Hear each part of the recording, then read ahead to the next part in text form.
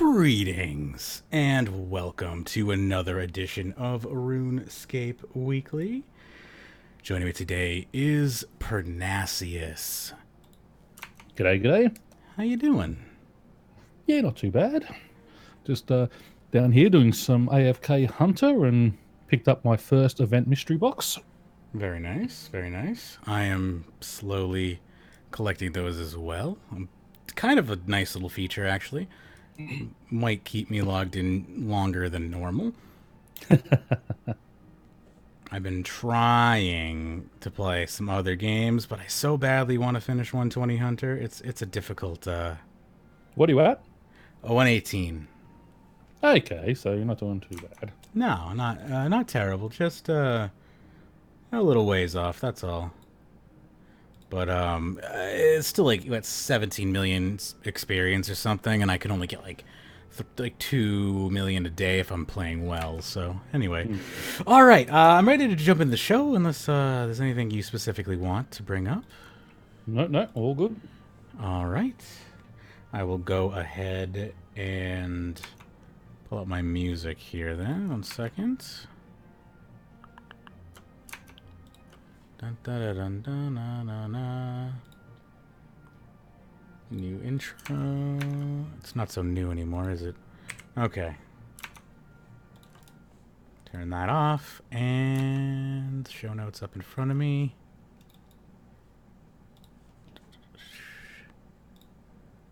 All right. All right. Today is the 9th of August.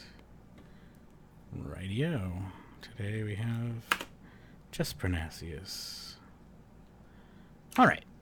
3, 2, 1. You're listening to Runescape Weekly for August 9th, 2019. I'm your host, Magebit, with over 18 years of RuneScape experience. Joining me today is Pyrnassius. And on today's show, TLDW number 445, August month ahead. Patch notes, new plans for the sigil slot, the real issue with RuneScape 3, are sigils changing for mobile, why the elite PVM hate, combat in RuneScape by RA Echo, game balance strife, endgame PVM is clunky and slow to react, your favorite activity, Microsoft, Sony, and Nintendo self-regulate. Vic the Trader suggestion. The old days. My name was stolen. Rune plate body scamming. And I done dropped my stuff. Also, from the Runescape Confessions file.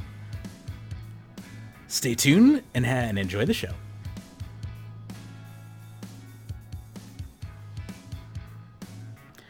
Welcome back for your Friday edition of RuneScape Weekly. Magebit here. Not my best intro. Not my worst intro. I can't hear myself. It's throwing me off a bit. But I'm doing the best I can. If you want, it's the actual jack output that's broken, is it? Right. Yeah. Which is important for me. To keep my audio in balance with everyone else's audio. Like the music might be too loud right now. Not really sure. But if I had my monitor mic or the monitor jack, I would know. If you want to contribute to the microphone fund, tip.runeweek.com. I've got a whatchamacallit going there on screen, a counter, a tracker, or whatever, to try and get myself a new studio mic. That is not a Yeti microphone. This is the third Yeti that's had this jack fail on me, so I'm gonna just guess if that's a feature I want to use on the Yeti. Well, then don't get a Yeti. Get a different microphone that has that feature and hope that it's better quality. So that's what I'm going to do. Looking to purchase one from like Shure or Rode or something like that. But those ones run $200-300. So, thank you for letting me know. So those ones I've never really been able to obtain. I almost bought one, funny enough, when we were upgrading this computer. Last build, the computer, or the microphone was one of the things that I was planning on upgrading. And I got a Yeti Pro, which is like $300. But the only reason I was able to do that was because I had that money at the time. Don't have that anymore. So for now, I'm flying deaf. But it's been working out okay. We've been managing. Anyway, flying deaf is better than flying blind. Definitely would not be able to do the show if I couldn't see anything. At least I'd be very reliant upon, I guess, my co-hosts to read everything, and I would just be reacting. Be a weird show. Anyway, we got some PSAs before we jump into the show. Yeah, audio equipment is stupidly expensive, but I get it. You know, you're not supposed to have to buy a microphone as often as I do. I keep buying mid-range equipment and expecting high-end results, and then I get mad when it doesn't happen. You should get more than 3 years out of a $300 mic, though. I mean, that's not expecting too much. This one is only $100 mic. Okay. I had the $300 one, and I returned it because I couldn't get it to work with my setup. It's the whole system I bought just did not work, and so I returned it and ended up buying this one. But then I used that money to upgrade other internal bits in the computer instead. Did I need RGB RAM? No, maybe not. But but it's fun to have. Now I've got yeah, especially in the dark. Now I've got a microphone that doesn't work and glowing RAM. So, priorities. Anyway, we had some PSAs. Of course, if you're interested in checking out using a Yeti now, I just hate how it picks up everything. Yeah, it's super sensitive. Like, I have the gain all the way down to 0, and I have it set to the cardioid mode, and it's not horrible, but it's very sensitive. And it's like out of the box, it definitely isn't the best. Anyway. So if you want to check out our host interviews, you can do so over at patreon.com/RuneScape, but they're available at the $10 tier. You can get the ever-expanding archive of all of our previous shows going back over 10 years. There's just a buttload of content in there. I can't even imagine. That's at the $20 tier. And also wanted to mention that I was on Old School RuneScape last week. Old School RuneScape Weekly, specifically, last week. That was really fun. So if you're interested, there's going to be a link in the description of the show to their show on Spotify if you want to listen to the episode that I was on. But I had a good time. It was a lot of fun. Obviously, not knowing much about Old School RuneScape, the conversation was more about the state of RuneScape and nostalgia and stuff like that. So it was a fun show. I had a good time. But did you represent well for us? I think so. I think so. I read all the questions. You got in a private server joke? I don't remember. I think so. Oh. You have to listen. Because I actually don't remember. It was late at night for me. It was like 6 o'clock in the evening. So I was already ready for bed. But RRman said I sounded like I had good energy, which apparently I don't know. But I don't remember what we talked about because it was all just kind of stream of consciousness. I didn't really prep for any of it, so which is generally how I do my best work. So.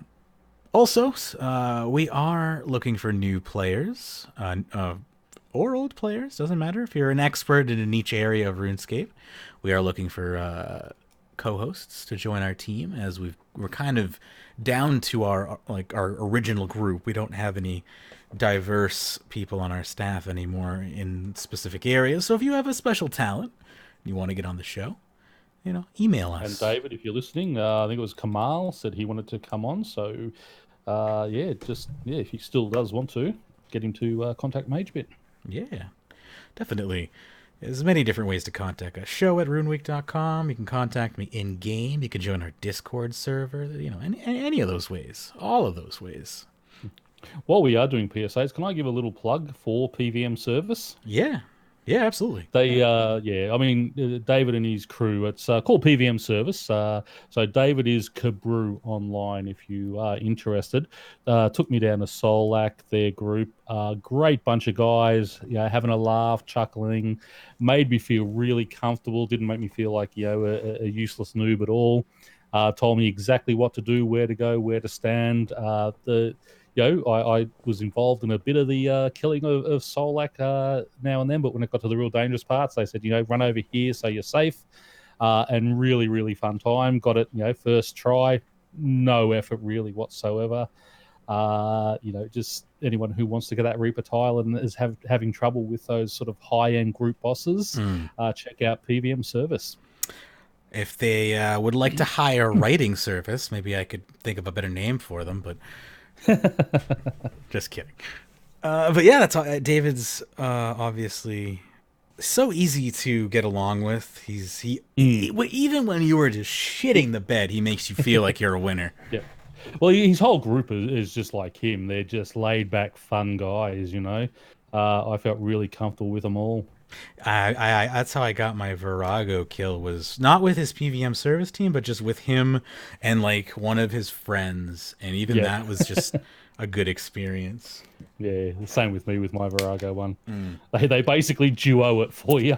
Exactly. Yeah. He tosses you the maul and says, "Now run up there because you need this for an achievement. Run up and hit him in the head with his maul thing, and away you go." So I just unlocked everything at Virago in the one go. Yeah, I wasn't on the maul cycle, I don't think so I didn't get to do that, which means I have to go back, but it doesn't matter because once I am 120 in everything, then we will of course be moving along to Reaper title.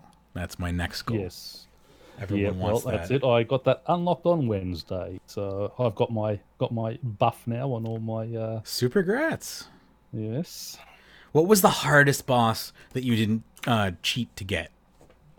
That I didn't cheat to get? Telos. Telos. Okay. Yeah. A second runner-up? Araxor took me a little bit of learning. It could be due to just like sheer annoyance, like because it took you so long to get to a boss, like fight killing or something, or if we go way back, Jad. When I first tried Jad to get that fire cape back in sort of 2012, 2013, that was a nightmare. Right. I haven't done the new Nomad for those capes yet. That's another one I have to go do. But I'd say, I think the solo bosses are all, once you get the rotations and you understand what's happening down, but when you see these guys do things like Solak and Yakamaru especially, Durzag, I think I could get into a team and sort of hold my own with Durzag. Yakamaru was just a totally different level, watching what they were doing out there. Oh gosh, yeah. I think Solak, because of the way it worked, I was watching it and it looks like a really fun boss. It looks like one, if I had, a team who was interested that, we all wanted to go and learn, I think it would be a good thing to do. And I think they're also looking at introducing Solak scaling. So whether you have 2, 3, 4, 5, 6, or 7 people, it's going to scale accordingly. So you can go in there with 3 people or 4 people. It'll be harder than duo, but it'll be easier than 7-man mode, which is something I really think they should always do. Yes, the boss is that you can do a duo or a 7-man mode, but I think, as it gets older, once it's been out for 12 months or so, look at doing that, because it is hard sometimes to start getting 7 men together when the boss is a year or 2 old. Right, yeah. To start learning yourself. Everyone's gone back to old school RuneScape, yeah. So I think once they start doing that 3-4 man sort of scaling thing, I think if you had a trio mode, that would be really fun to start learning and trying. So yeah, I agree. Anyway, what have you been up to in RuneScape? Well, basically, going for Reaper, been chasing my all the Ravensworn titles on the farm. I've unlocked the farm completely, but there are hidden titles. So if you own the Ravensworn title from spotting all the ravens every 13 days around Pyrnassius, and you've unlocked the Ravensworn, you actually get the chance to breed the Ravensworn trait into your animals. Right. And basically, I've been chasing that. So I've got 3 more to get. I just got the cow one this week. So I've got the yak, the spiders, and the sheep to go. Oh, cool. So just breeding on those. A lot of Anachronia. I've been doing a lot of big game hunter. Just trying to get the totems there. Right. Brought out my pilot episode of my own podcast this week up on my YouTube channel. It's called Let's Talk Runescape, where I'll just pick out a major update or a controversial topic, anything sort of in game. The pilot episode was on the player-owned farm proposed changes, and just basically going through. Yeah, there's a lot of misinformation out there on the costs and what's going to happen and it's going to kill it and such. And I just go through the different aspects and people going, it's going to cost me 7 million to do zygomites and the XP rates and things from there. And I show a free way to feed your zygomites very quickly and very easily. And just compare the costs of a tree run and the XP for a week as opposed to the player-owned farm cost for that for a week. And even with the changes coming in, what those costs are going to be. And you're still going to get more XP, and it's still going to cost a little less, probably, depending on which animals you use, to get your XP at the farm. So, but it brings farming back to being supplementary to proper farming rather than a replacement for it. Right. So, that's yeah. really what needs. Which is to what happen. these updates are supposed to do that, but they just give it so much. I mean, safe cracking. Thieves, who is a regular listener here and a member of our clan, just did a test and took an account, started a brand new account, and took it to 99 thieving in a weekend.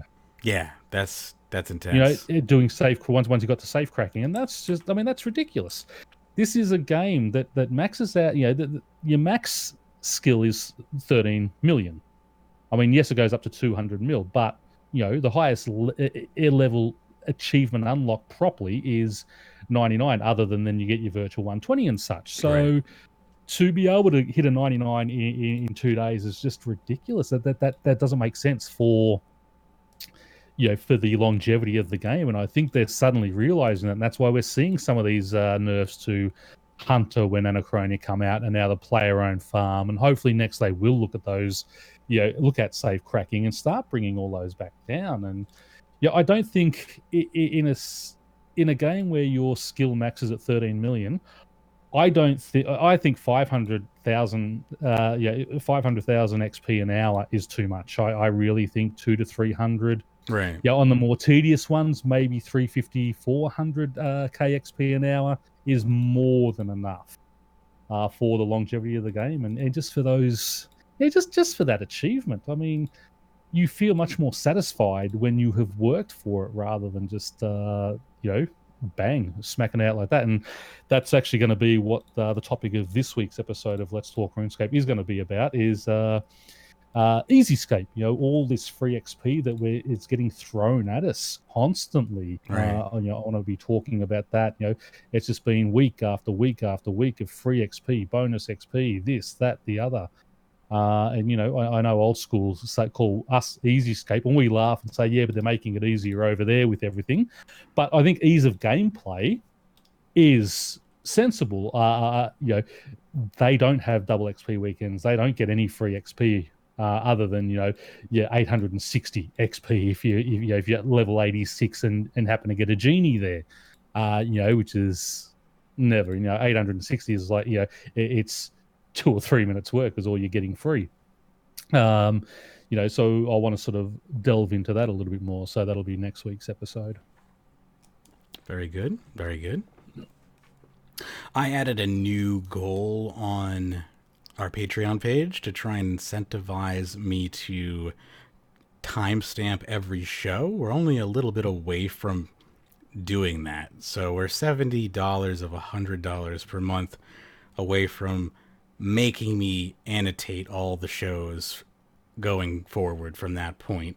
So if you want to help out with that goal, you feel free to make me actually do the damn thing. Anyway, you want to get into the month ahead?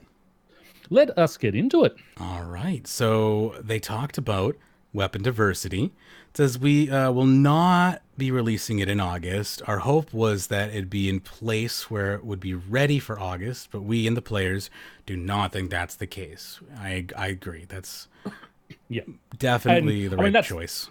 Yeah, that's a great thing to be doing. I mean, we saw the mistake they made with the OC where they just rushed it, and in the end they just said, we just have to get it out there. And they just did it with a lot of flaws and things in there that people had legitimate concerns about. Right.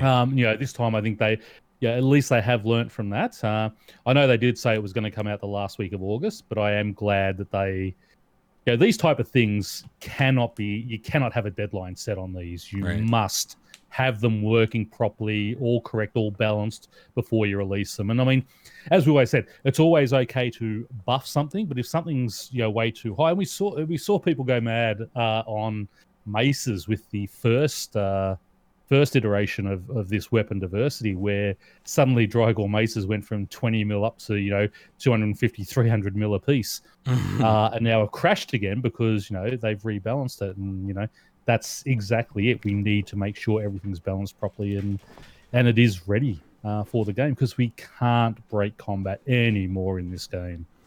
Yeah, the community is a little traumatized from the first time. Yeah. So they have a bunch of changes that need to be made to the effects and make sure that they're balanced. These changes will hopefully come next week. We'll probably end up lowering the power level of all the effects across the board so they have less of a drastic impact on the game. Still want players to have roughly the same power level within their tier regardless of the weapon they use. Which again, these types, I think these abilities or whatever you want to call them, these effects should really be niche uses, not just like power increases across the board. Yeah, and it's hard to think of niche uses. Go ahead. Yeah, and I mean this is my whole issue with this update altogether. I don't think RuneScape is the game to have all those type of things on. I would just love them to see them go back to a more basic. The boss is weak to this and strong against this. Right. So if I'm taking magic to a boss that's strong against magic, I'm only hitting 25% of my damage. Whereas if it's if it's weak against range, I'm going to hit the full 100%. Whether it that's what I would rather see them working on rather than trying to be fancy. And I mean, this all sounds good, but what you've also got to remember, and I said this last week, yes, it is an exciting thing for those PVMers who play on a PC all the time, but we're coming into the mobile era. All these type of things, weapon switching and such on a mobile.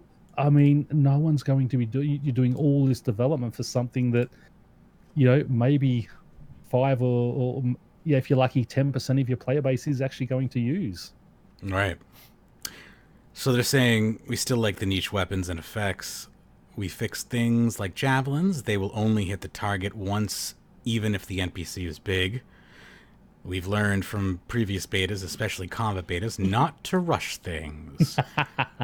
Dramas. The general consensus is that the idea of weapon diversity is great. Some of the effects are cool. They touch upon different aspects of the game, but some of them are way too powerful, or some of them are just too wacky or too different. So I think we're going to try and bring them down a little bit together. So again, they're going to try to nerf them across the board, see how that works.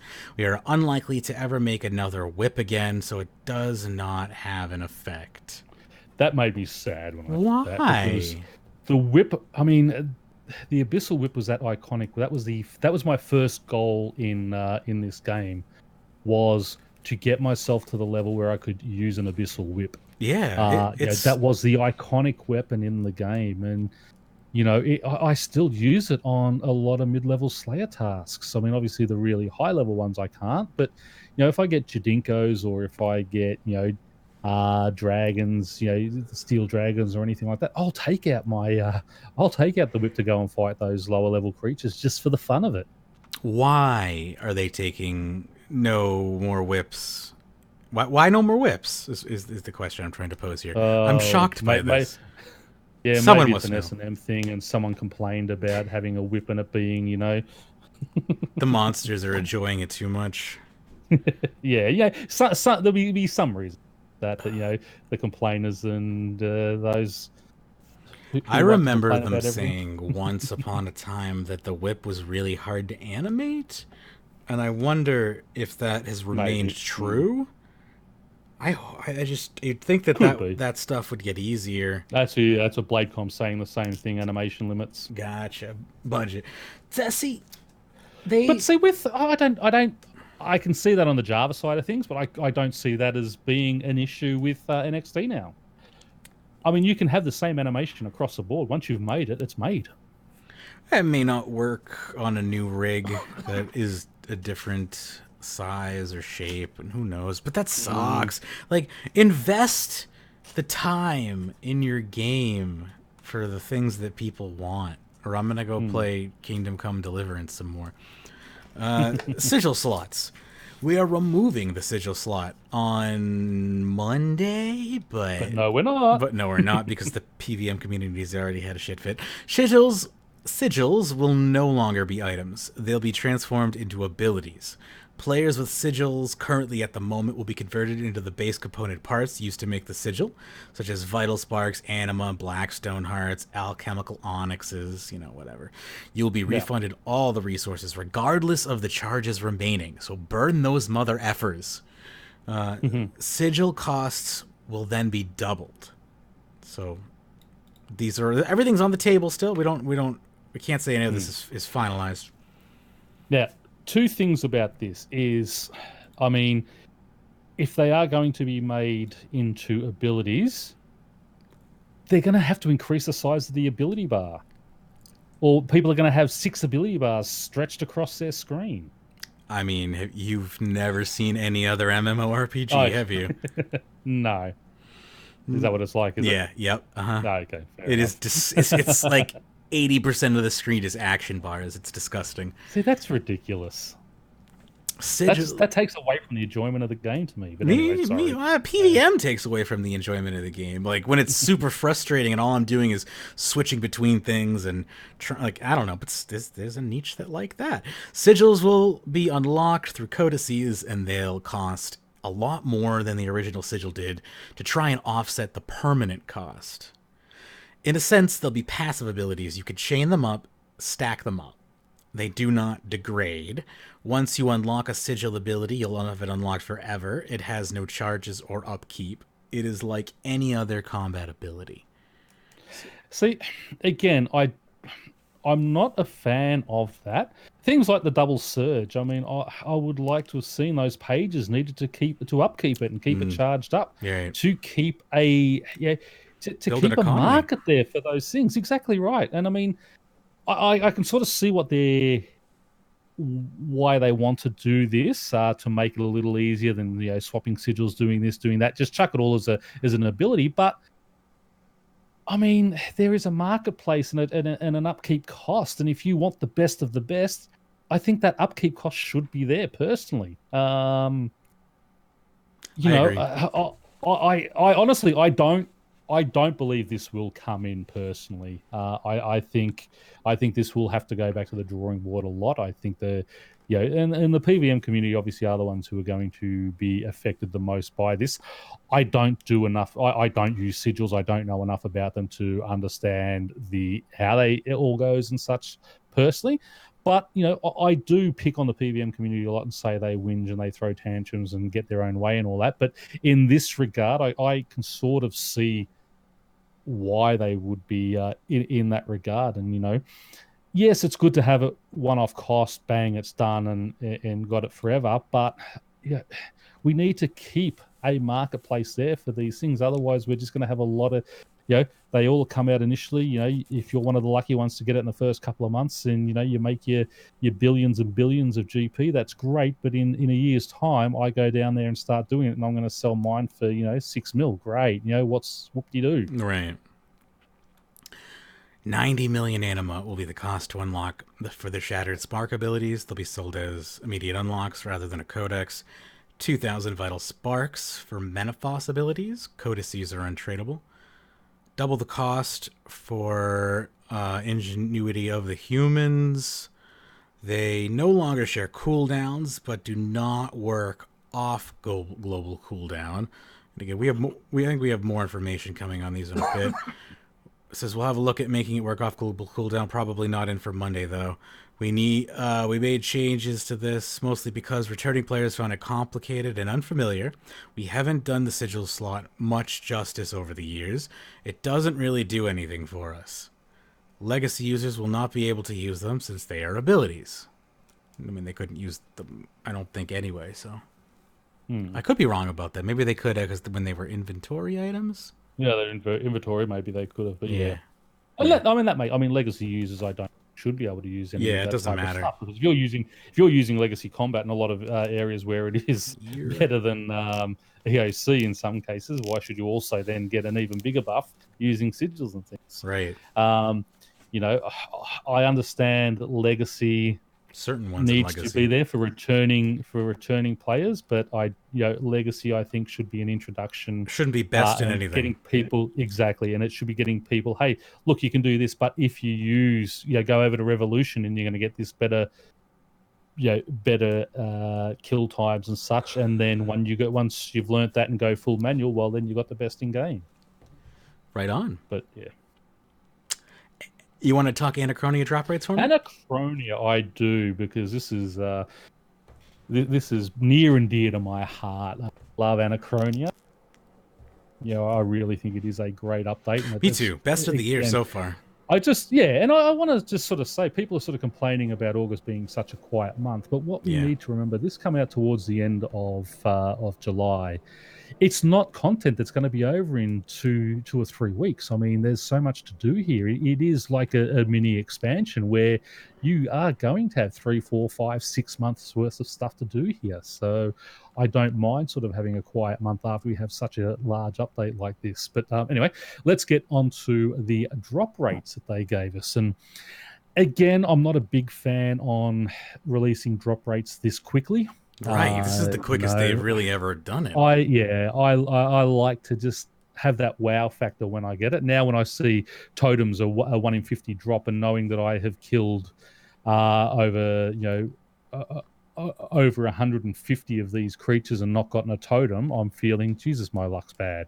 Whereas before it was just like that excitement. When am I going to get it? When am I going to get it? Now I'm thinking, Jesus, my RNG is terrible. Right. And it sort of it pisses me off a bit, because all of a sudden I've in 150 kills I should have all 3 totem pieces, and I haven't got one out of it. But anyway, unique drops, 1 in 1,000. That is the scales with duo and trio spawns. So it goes up if you are if you do have the duo or trio. And I do want to say I got a duo spawn of the Apatosaurs and beat them. Got them both down. Took me 3 times as long as just to do a single kill. So definitely you do need that extra XP, because it takes a hell of a lot longer. I was going to say, is the XP compensation worth it? I don't think so. Not for me. I mean, they never ever let... There was a blue circle over the center pad at all times.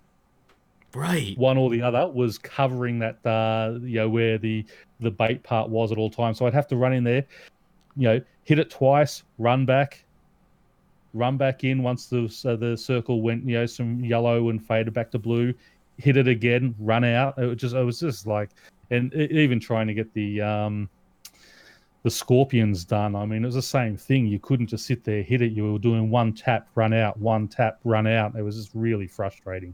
I'd hate to see what a triple spawn would do. Anyway, double spawns are a 1 in 16 chance. In the near future, we are looking to make the luck of the dwarves increase the chance for double and triple spawns. And triple spawns are a 1 in 160 chance.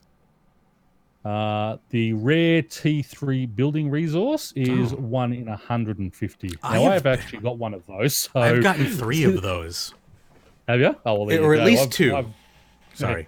Yeah, I do have 2. I'm talking from Big Game Hunter. I've had 1 from the Big Game Hunter.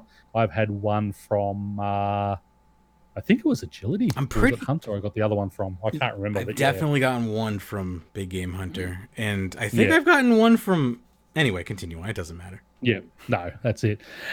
The agility, the totems are a 1 in 100. Drop is rolled after each segment, not each obstacle.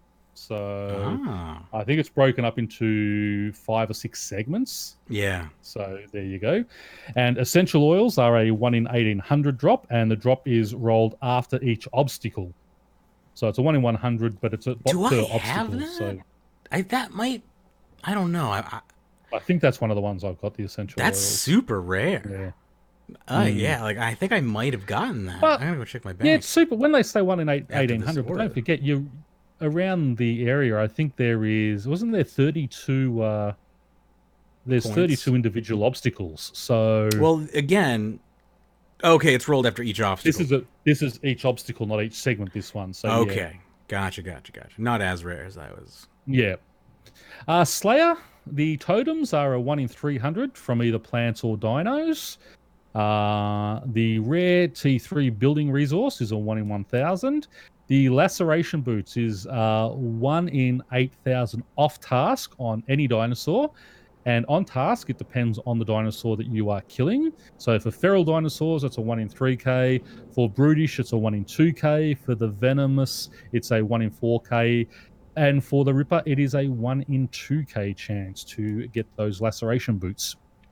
Nice. The blowpipe is a 1 in 5k chance on off task on any dinosaur, and a 1 in 1500 on task.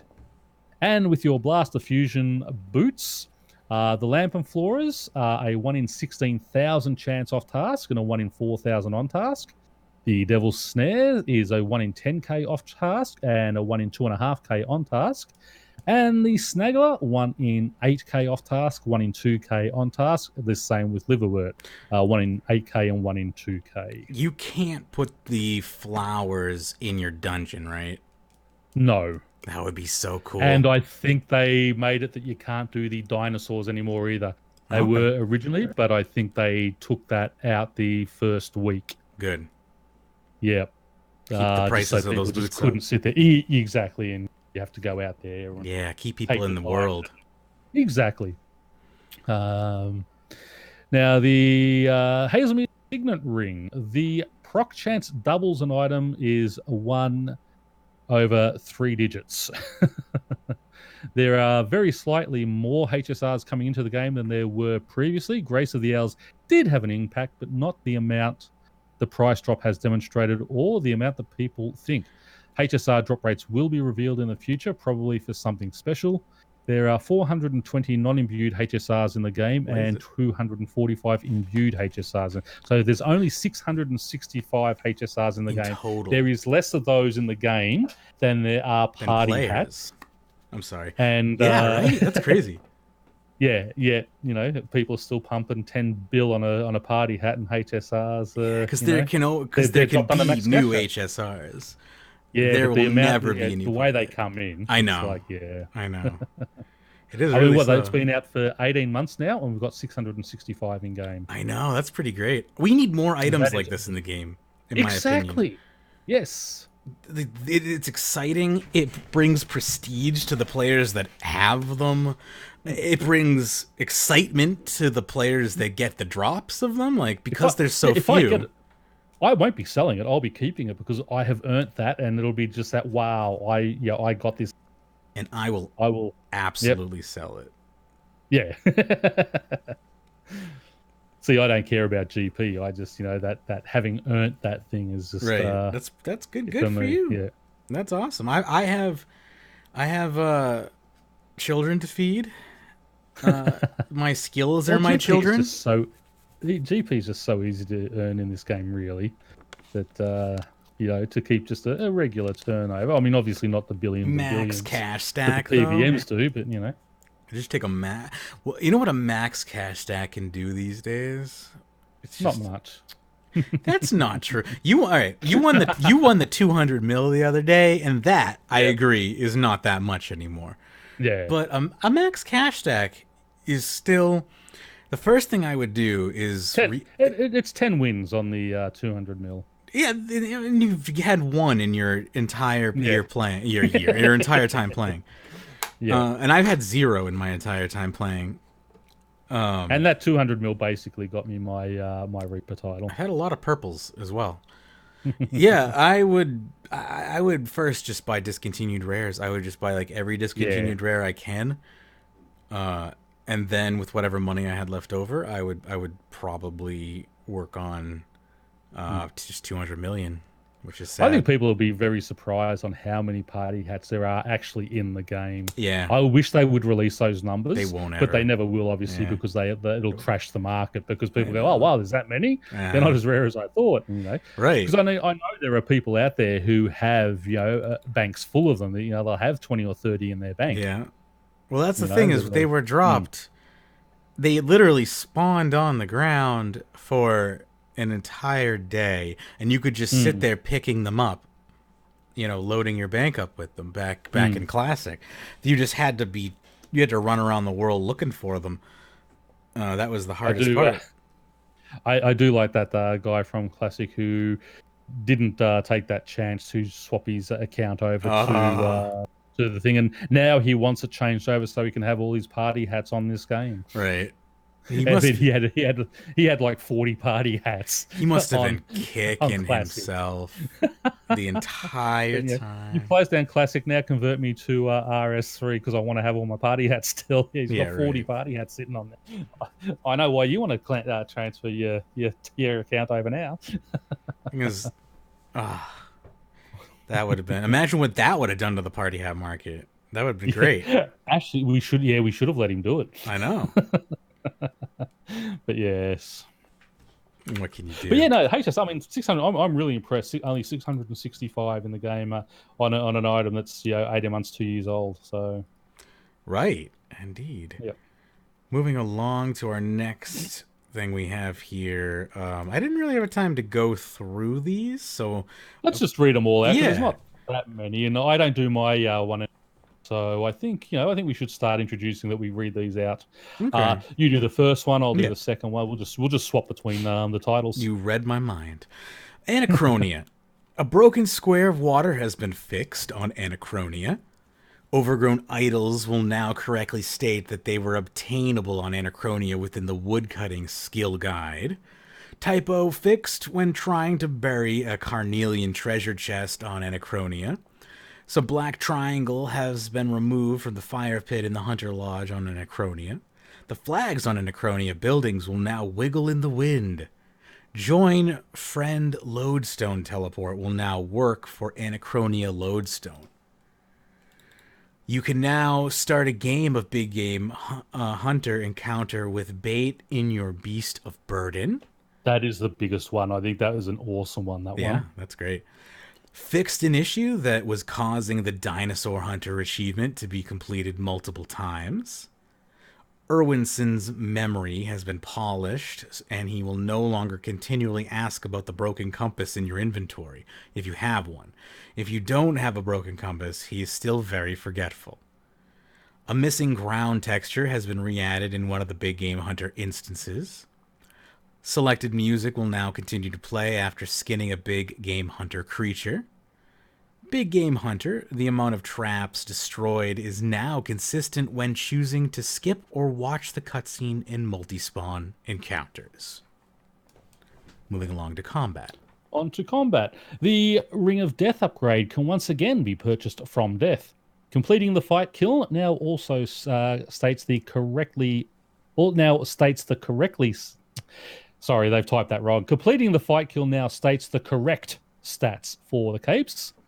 And that was obviously changed from last week where they upped it from 31 to 33. Right. The inert Blackstone Crystal now appears as a special reward for the Blackstone Dragon in the Beast tab. Fixed an issue where ability cooldowns on the action bar were not cleared correctly when adding an object to the slot. You can no longer use Double Surge and Escape in free-to-play, and you can't use it in the Wilderness either. Yeah. Completing the Temple... Sorry. I know. That's you one earned thing. the right to Double Surge. Exactly. I thought this is great in the wilderness. I'll just double surge away, and it's why can't I double surge? That Bloody stinks. wilderness thing. Yeah. I got killed yesterday in the wilderness. Anyway. Uh, David got attacked. He's chasing his sane final boss, and the day he took me to Solak, he was getting PK'd.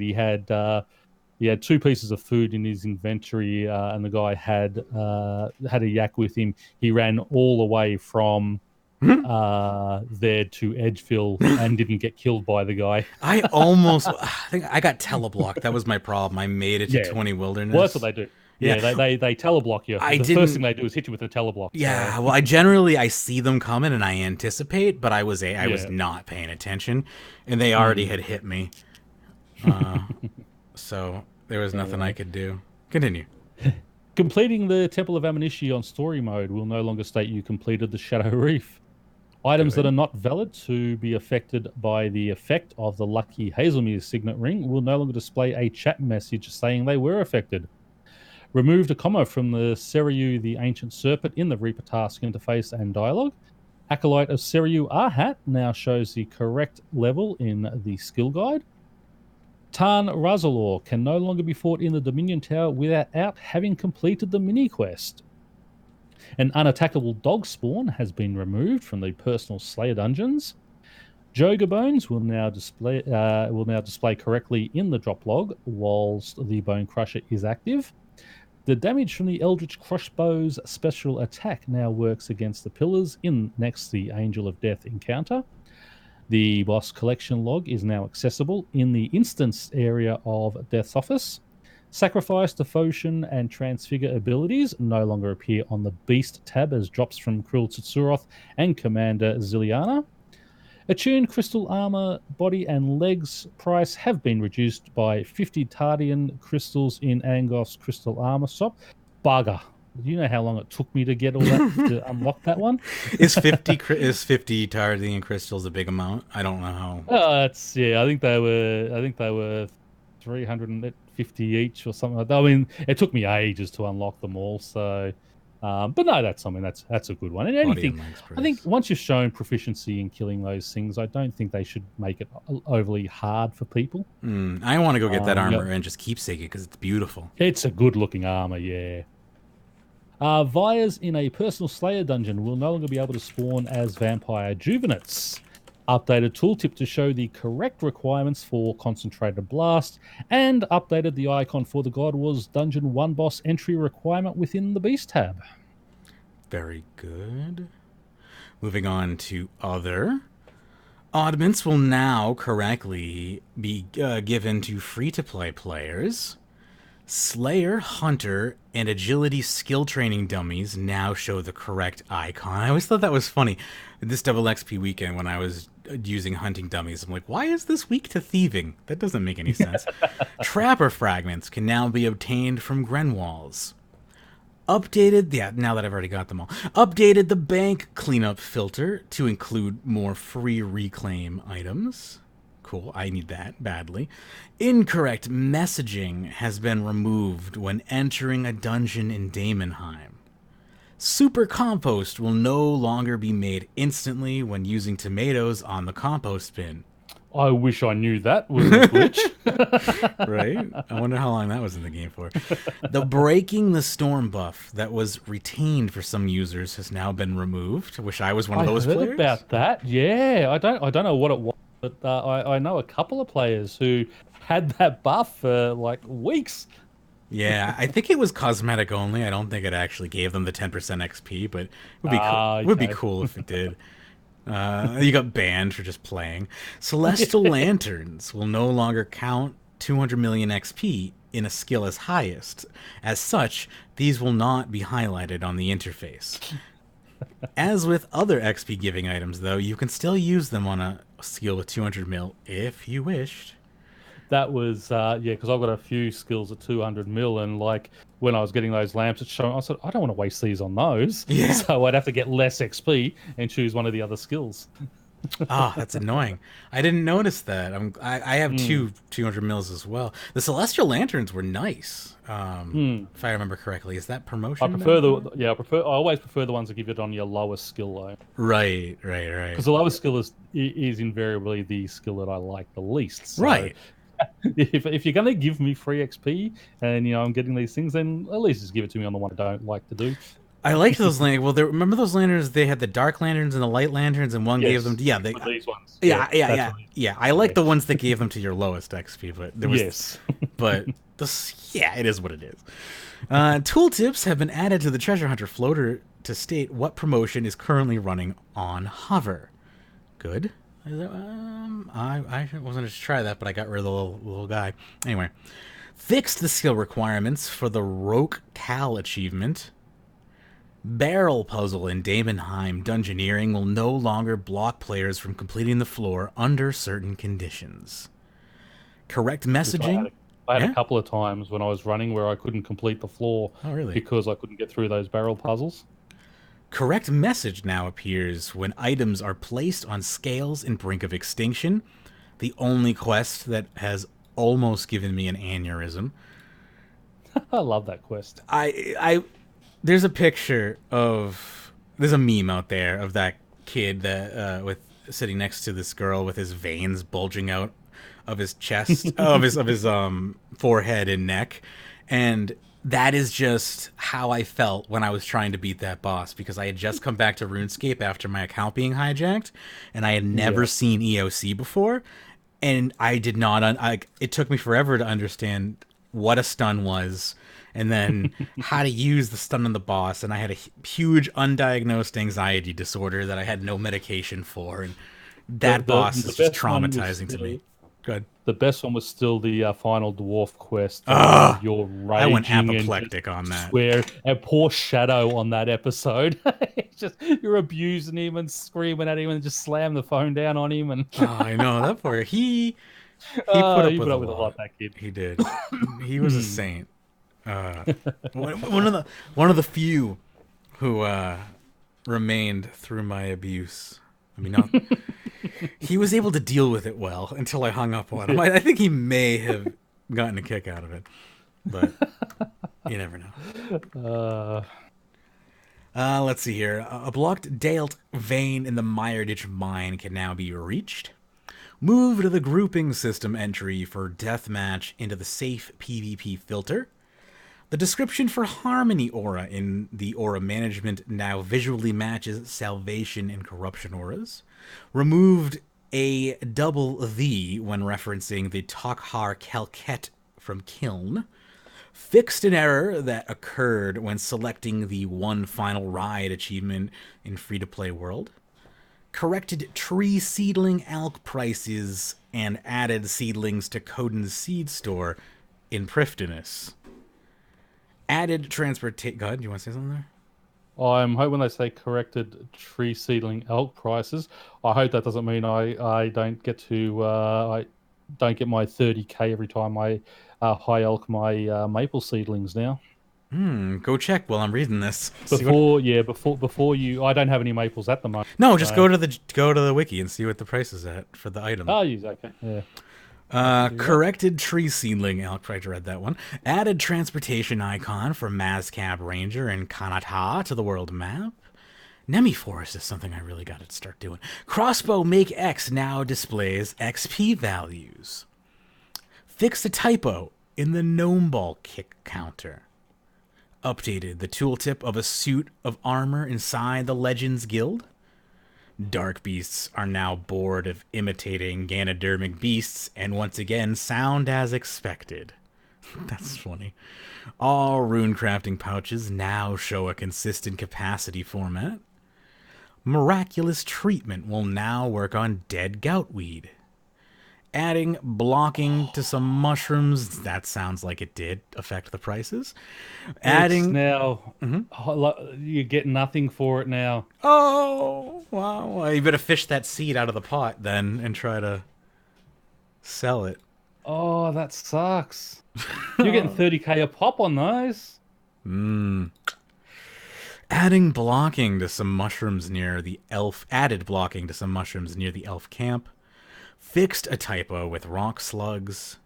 Remora's necklace will now teleport to White Knight's camp in free to play, and only in free to play. And we had someone very happy about that who was saying, "Hey, I've got something that I can do in free to play that you can't do in pay to play." Ridiculous. Fixed an issue where prayer brawling gloves were given incorrect XP under certain conditions. Don't bury this one achievement path now states the correct price of an iron hatchet. The cancel button in the Vinesweeper store now functions as expected. Added blocking to a bridge in the underground pass. Item tooltip will no longer visually transfer stats to items and objects in the background. Yay! I kind of liked that. It was funny. Did ya? I was like, this well is going to attack me. Exactly. I know. Every time. I mean, I only ever saw that on the World 84 when you're sitting there using the portables. Yeah. God, you're sitting there and it's got a defense level of this and an attack. Yeah. Oh, this well only has 900 charges left. I don't know. Someone recharge the well, please. Advisor. That was always funny. I know. I loved that. That's why I was like, I don't update that. Advisor Grimm will no longer talk about noted furniture when offered other items. He really wants noted furniture. Give the guy a break. Fixed an issue with the crystal hatchet clipping outside of the worn inventory slot. Updated the message that appears when attempting to sell an animal while already having the maximum number of beans. A couple of rocks within the empty throne room were missing blocking. This has been fixed. Players who have Sliskay stuck standing next to Virago can now correctly interact with him. I'm not even going to ask. Player-owned farm extreme skilling potions and flasks can now be used with the potion reservoir. Players that already own Mackers in their pet interface can no longer reclaim a duplicate pet from the pet shop in Tavelry. Fixed an issue where players were unable to complete a clue scroll if another player was already fighting the wizard NPC triggering by the clue scroll. Moving on to quests. Quests. Unfiltered a message in Recipe for Disaster, freeing Pirate Pete. An issue preventing players from starting the Tears of Guthix quest has been fixed. Master Questcape's teleports to the Legends Guild now respects the location toggle option chosen from the Cape of Legends. Fixed the map issue in a cave during the Royal Troubles quest. Can now use a Fugu on Lanikia's to trigger the end of helping Lanikia mini quest. That's obviously the mini quest on the Dinosaur Island. You can no longer start the Evil Dave's Big Day Out before completing the RFD Freeing Evil Dave quest. The Bar Crawl mini quest is now listed before Scorpion Catcher in the timeline sort of quests, since it requires completion of the Bar Crawl. Fixed a typo in the Witch's House quest journal. Completing the One Small Favor quest now correctly states you receive an adamantite stone spirit instead of adamantite ore. Fixed an issue where the Elemental Workshop 3 had the wrong amount of reward XP displayed in the quest journal. Fixed the click boxes on the Pernicious Parrots and Tenacious Toucans. Fixed an issue where you could get stuck in Barbarian Assault waiting room under certain conditions. Fixed a typo within the auto disassembler info window. Cannibal Jadinkos correctly named in the Jadinko warding interface. System broadcasts will now correctly allow you to open any links attached to them while in the lobby. The Treasure Hunter out of keys screen has been graphically updated, and boy has it. Huge. Have you seen that now? You have the little boxes of you could win. Now those you could win are like massive. Oh, right. You go into the thing and it's like when you've used all your keys. The next one, you could win, and there's big, huge ones up there now. You got Three on, yeah, oh yeah. You know, the whole, yeah, they completely revamped this interface. When you ran out of keys originally, you couldn't open another treasure chest or attempt to interact with it. It immediately went to that screen. Hmm. Now it lets you like play with the chests as if you know, if you just touch them, I can't actually get anything out of them. Like just entice you to spend more money. Hmm.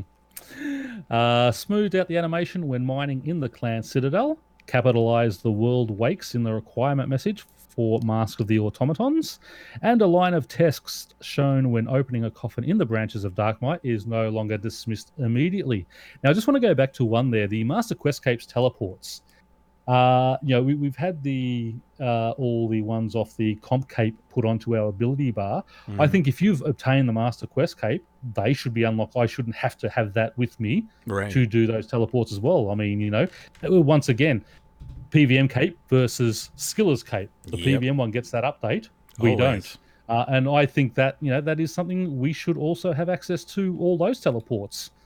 If we, I mean, especially, I mean, the Master Quest cape is so much harder to get than the comp cape now. I think that they should definitely unlock those teleports as well. Ridiculous that it's easier to get the comp cape now than the Master Quest cape. Oh well, I always thought it was. I always thought the comp cape was easier, other than the Reaper title. Okay. Obviously, the amount of work and RNG required on a lot of those Master Quest cape things, and it's supposed to be that it was supposed to be that Skiller's comp cape, but there was so much PVM stuff in there for people. I really found that more difficult than comp. Yeah, I would not disagree with some of those RNG challenges. Yeah, All right. Moving along, shall we? Let me yeah, because the other ones are just text, which we don't care about. yeah, I'm not going to read into text. No. So we have some immediate backtracking on the sigil stuff. I mean, backtracking may not be fair, but they say based on feedback. So I mean, in my opinion, it's backtracking. But it says we'd like to thank all of you for your feedback you've given in response to the sigil removal announcement in Tuesday's month ahead Q&A. As a result, we'll be making some changes to this update. So, most of the feedback so far has been centered around two things: sigil abilities and the global cooldown. These changes involve changing core functions of our combat system, and we want to make sure they are tested properly. The need for proper testing means that there will be a slight delay on the sigil removal update. Here are the details we aim to make. You will be able to use the sigil abilities outside of the global cooldown. So, that's something pretty big right there for PVMers who are like into Fortic auto attack style Mm. micromanaging. This caters to that. You will also be able to use sigil abilities whilst in the middle of channeling ability. For example, asphyxiate. Or maybe more powerfully, what is it? That one that like just blasts out energy. Onslaught. Thank you, brain. Mm. Imagine being, I don't know what these sigils do, but if there's any ones that like give you more adrenaline, like can like build your adrenaline or help heal you, that could make Onslaught like super OP. So I Mm. understand why they'd want more testing. Sigil abilities can also be used outside of combat. This will not trigger a global cooldown at all, allowing you to do combos such as Ingenuity of the Humans and Statius's Warhammer. We have made some further changes to refunding of sigils as well. See the new refund approach. So before I talk about the new refund approach, anything you want to mention there? No, I mean, I don't use sigils. I don't, Would I this play the make you game use just for sigils? fun. No, Because they'd be abilities now. uh, yeah, Would I you mean, unlock these abilities and use them? Is I guess more what I if meant to say. if I unlock them myself, yes. If I'm gonna have to go and spend, you know, a billion GP to buy them, Right. because they're now a PVM drop or something like that, then no. Well, let's hear what they've done. We have made further Yep. changes to refunding of sigils for your regarding your feedback, expressing concerns about the game integrity with the previous approach. Our apologies for suggesting the first approach was final. We will investigate how we can avoid this from happening in the future. by saying it's a work in progress, and you can leave your feedback. I think that's pretty simple to say.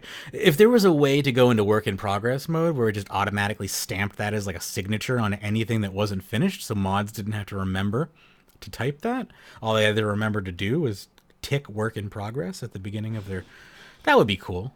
That's probably too much to ask from Reddit, though.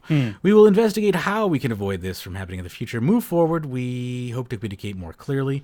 So here's what's going to happen. With the Slayer, Ferocious, and Aggression sigils, they will cost 22.5 million anima. Additionally, you'll receive 22.5 thousand shattered anima per charge for Ferocious and Slayer sigils. 45,000 shattered anima per charge for Aggression sigil. So there you go, Pyrn. You were mentioning earlier that these endgame type things should need charges. They should degrade. And it sounds like they've gone and done that. Golden Touch, Unsullied, and Limitless Sigil will require 1 vital spark for every charge left in the sigil. So I guess you'll have to have sigil, vital sparks in your inventory. There's an asterisk there, so we'll get back to that. Dragon, Demon, and Undead sigils, 50 Blackstone hearts. Additionally, if unused or fully charged, 1 Onyx. If Dragon, Slayer sigil, 30 Resilient components. If Demon, 30 Silent components. If Undead, 30 Oceanic components. So these were going to require some pretty expensive components to get. 50 Blackstone hearts. I don't know much about Blackstone hearts. I know they're from ED2. Blackstone dragons. Right.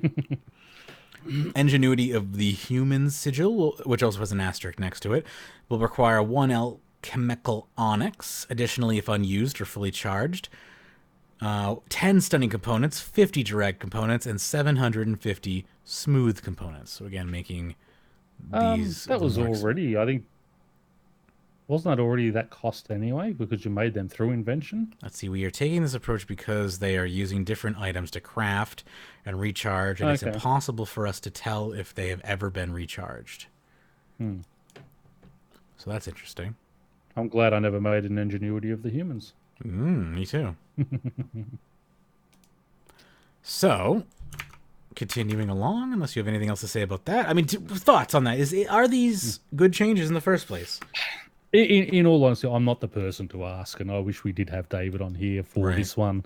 As I said, I don't use sigils. I think a degrading cost is something that should be done, and I don't know if invention components should be the way we do that. I think they should.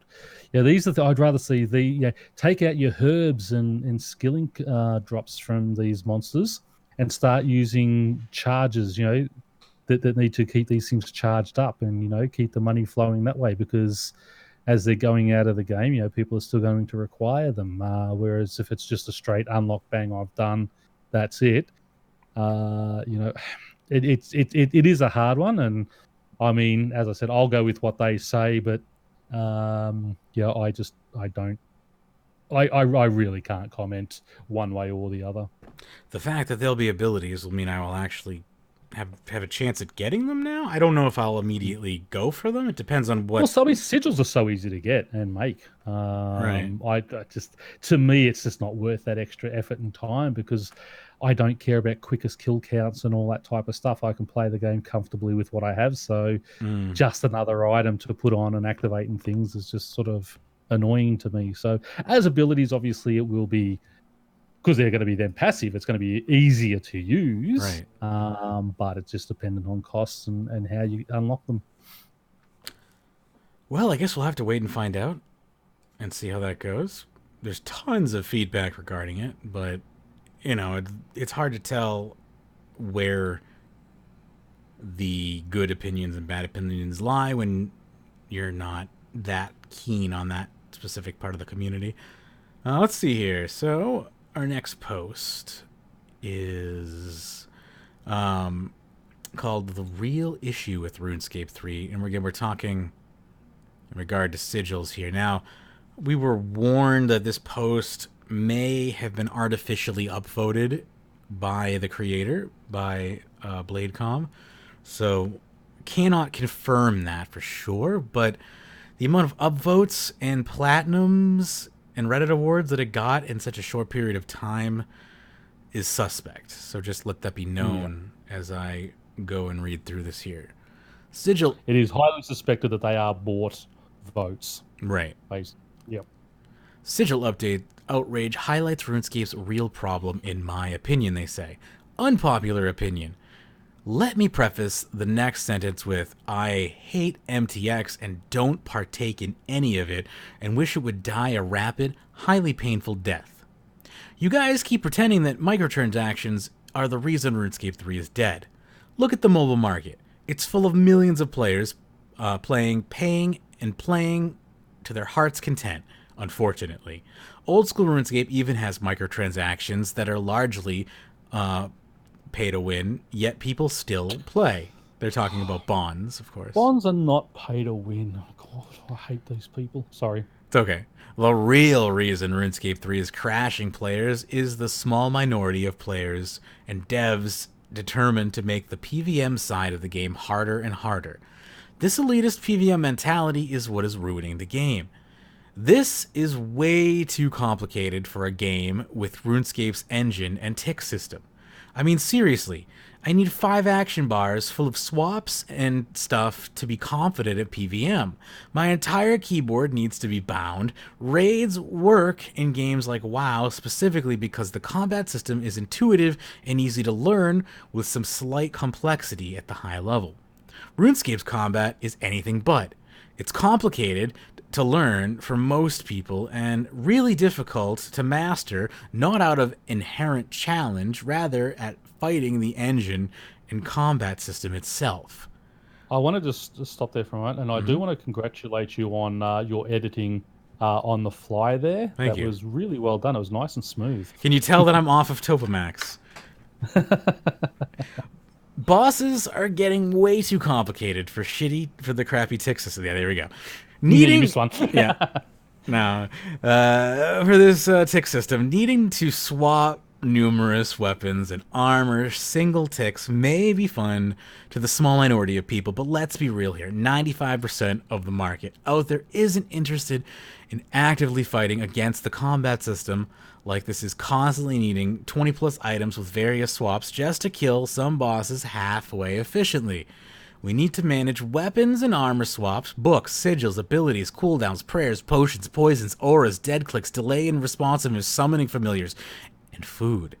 All the while being in the right spot for your sunshine and avoiding damage. This would be great if the game was built for it, but let's be real, it's not. The sigil issue just exacerbates this whole problem. Jagex tried to remove an unnecessary complication, and the Reddit here screams bloody murder when, let's be honest, most of the player base never used sigils. Heck, by shifting these sigils to abilities, they only make the system slightly less complicated in that we now need another damn action bar full of abilities to deal with. Most elite tier PVMers don't even realize that Jagex is actually catering this damn game to them, and yet they are consistently the most unhappy folks in the game. This might read off as yet another I hate EOC post, but the reality is I don't hate EOC. EOC would be just great if we didn't need weapon and armor swaps for ticks to manage all the auras and pots and familiars and whatever all we're trying to fight against, a lack of responsiveness, tick system, dead clicks, etc., all inherent in the game. I, for one, think this game needs a hard look at who is trying to cater to and attempting to simplify the sigil system is a step in the right direction, albeit wonky direction. Edit. That's the 3 or equivalent PMs I've received now. Seriously, guys, it's a game. So people are sending him some really bad hate messages, apparently. Yeah, for this message. And he's right. I mean, we do cater so much for such a small parcel of the community. I mean, we all say, PKing is dead, and why do we keep looking at doing things for them? But I mean, I would say, the PK community is probably not that much smaller than the elite PVM community. It's just that they happen to have a dev like RRman who loves his PVM and fights tooth and nail for everything in there. It's great for those people who love that high-end, ultra action type game, but it's the majority of players play RuneScape because it is a more relaxed game than some of those other ones out there. 4 ticking was a bug, and then they ended up folding it into the game because they were going to remove it altogether, and that community jumped up and down. So they only removed the continuous attack but left the standard 4-tick auto attack in there, which was a bug, and they just left it for them. And all this made it swapping official and such. Yeah, that's it. Yeah, official bug abuse. Again, these type of things, I would rather see again more things like putting these type of things. We're all going on about all this weapon diversity and all that type of thing, but why can't some of these things be now put onto some of the different armors so we can get some more tribrid or hybrid armors in there, and make them more attractive by putting some of these sigil type abilities on those. So you don't have to be sitting and swapping. You don't have to be worrying about your action bars. It'll trigger because you're wearing it, similar to perks from Invention. If you have the right type of armor, introduce it onto the tank armor. So all of a sudden, yes, I've got tank armor. I'm not going to be hitting as hard, but all of a sudden I've got some of these extra abilities like, I don't know what the sigils do, but have some of those on the tank and the hybrid type armors to make them more attractive, but make it so that they need to be crafted, whether it's rune crafting, whether it's crafting, whether it's using your magic abilities to put those type of things on there. But that's what I said. To me, it sounds like a good thing putting them onto the action bar rather than having it in a sigil slot that I never worry about, because if it's on the action bar, it'll be triggered off. But my action bar is 14 long, and already my melee one can't fit everything on there anyway. It's what do even you have to cut and paste and all that, and I don't. I've got 2 action bars up at all times. I have 3 up at all times at least. Yeah, and it's like now I got to worry about more. I could probably figure it out. I just. Of course, I could figure it out if I want to, but exactly, do I want to? Because I play this game to relax, and if I want to go and fight a Axor or go back and start doing more Talos and things, which I do eventually want to do once I sort of work my way through things, I want to do it at my pace and do it my way, not sit there and panicking and stressing over I haven't clicked this right, I haven't clicked that right.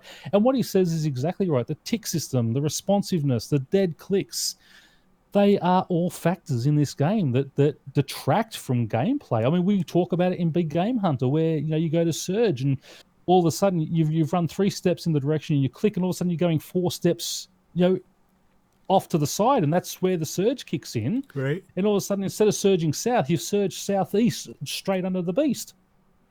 Straight into the belly. Yeah, I was running the other day away from one, and I was clicking directly away, and I ran parallel all the way with the dinosaur when I'm clicking outside of the ring, but I'm just running straight through the ring and until I get down to a certain part. And then all of a sudden, it was like 10 or 12 steps before it diverted to the way I wanted it to go. And it's just so frustrating. And that's the type of thing. And, it's great to try and do all these more complicated things, but you've got to have the engine development to do that and the responsiveness of the game to do that. And yes, elite PVMers can do that. They can count those ticks and get that all down perfectly. But let's face it, 99% of us can't do that. Definitely. And that's the key there, is 99%. You're not over exaggerating with that number. No, not at all. So, the fact that these sigil changes are happening segues me into my next post, where we're still talking sigils. They say RuneScape is not, nor will it ever be, a mobile game. So these people, GameBug.io here is specifically talking about the fact that they're now abilities, and this is supposed to streamline them into the fact that they're abilities. We've just kind of talked about how making them abilities does not necessarily make it any easier. So no. allow me to... Go ahead. No, I was going to say, because most people, when they're going to be playing on mobile, the combat, unless you're just doing Slayer, the combat is going to be very, very difficult to do on mobile. You're not going to be sitting there clicking all your abilities. You're going to have Revolution on. You already don't have enough auto attacks on the Revolution bar anyway, so you can only have up to 14 active. So, yeah, you're cutting and pasting, so it's not necessary to do these type of things. But anyway, I'll let you read on. This whole sigil change feels like it's coddling mobile. It can't be easy to activate a sigil while doing everything else on a 5-inch screen. You gotta get a better phone, friend. Out of all those things that don't work in-game, the sigil slot works. Maybe it's really powerful, maybe sharing cooldowns is a problem, I don't know, but it comes at a cost, and it works.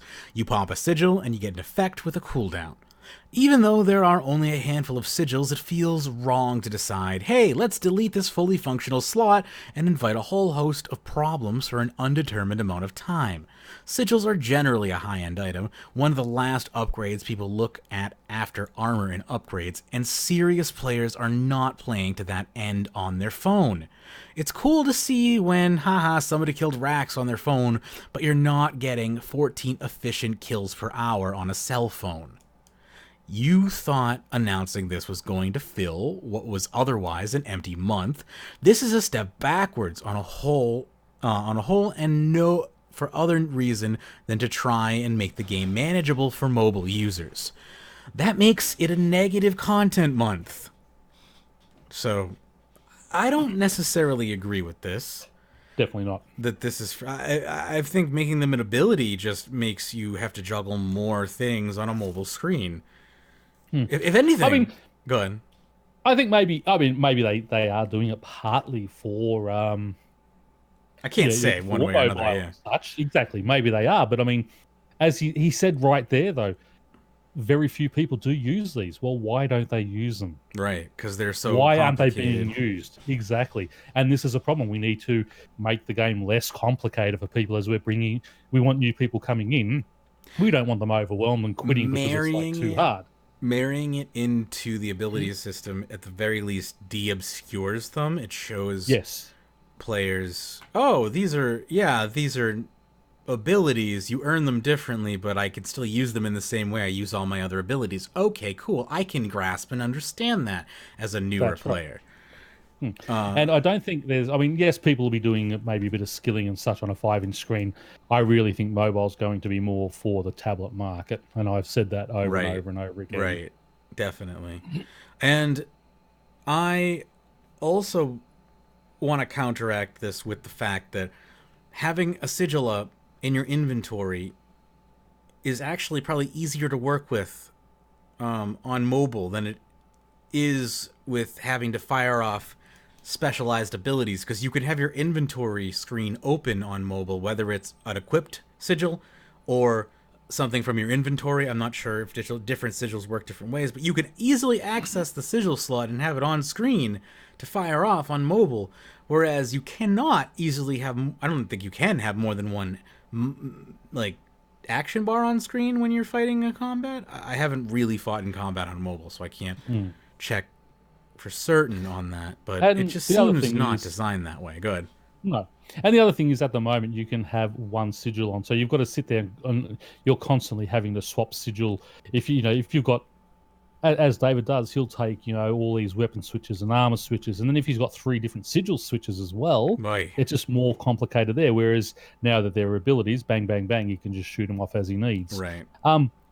Lowers death costs. Exactly. That's the other thing. I mean, I feel sick when I get a 750k death cost, but David's on average is 8 or 9 mil if he dies. Right. I mean, the guy never dies, but we've got to look at it overall on everything. And as I said, I don't know enough about the sigils and such, but they are. I mean, he said it himself. There's only a handful of sigils and only a handful of people who use them, then that's an issue. You might be a high-end PVM, and it looks like he is by advertising his sort of, his Twitch TV and such. But I mean, just because it's easy for you, must be a PVMer because he streams RuneScape on Twitch TV, huh, Pyrn? I'm just saying the majority of them Yeah, do. that's very true. That's You very know, true. yeah, just because you're part of that 1%, you've got to think about that other 99%. And we really need as a community to stop thinking in the me mode and start thinking in the we mode. What's best for the Ooh, entire I community, like best that. for the game, not what's best for me all the time. People aren't good at that. And I mean, yeah, I mean the farming. I mean, I love what they're going to do, but if I was just thinking on the me, I don't want it to change because I'm getting so much XP. I'll max out in a week if I want to, Right. but for the health of the game, the farming update is really needed and a good thing. And there should be cost for XP on those type of things. So, Right. uh, you know, but yeah. Anyway, enough about that. Yeah. That's still.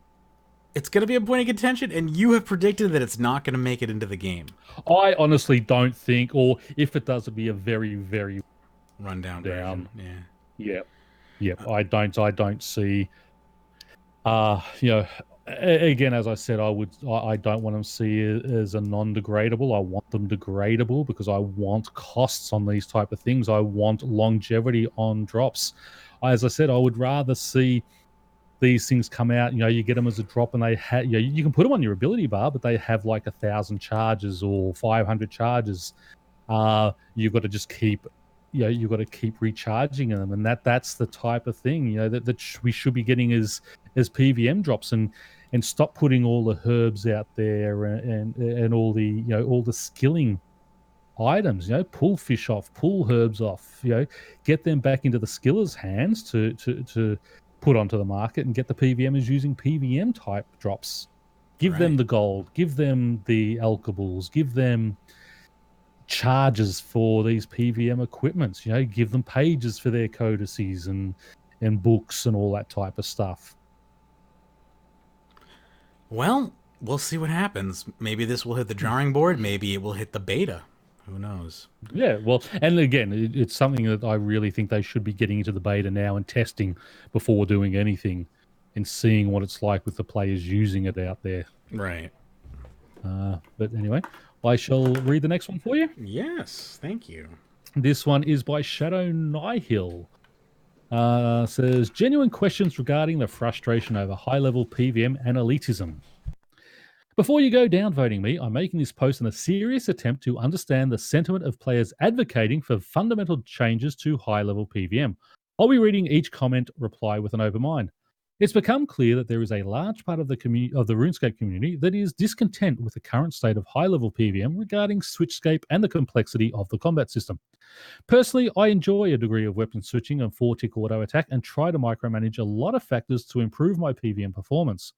I'm not near the players at the top of the game getting consistent sub-5 Telos kills to 1k or anything, but I think I share a lot of sentiment of elite PVMers that have a disconnect with this increasingly vocal group of players who want things to change.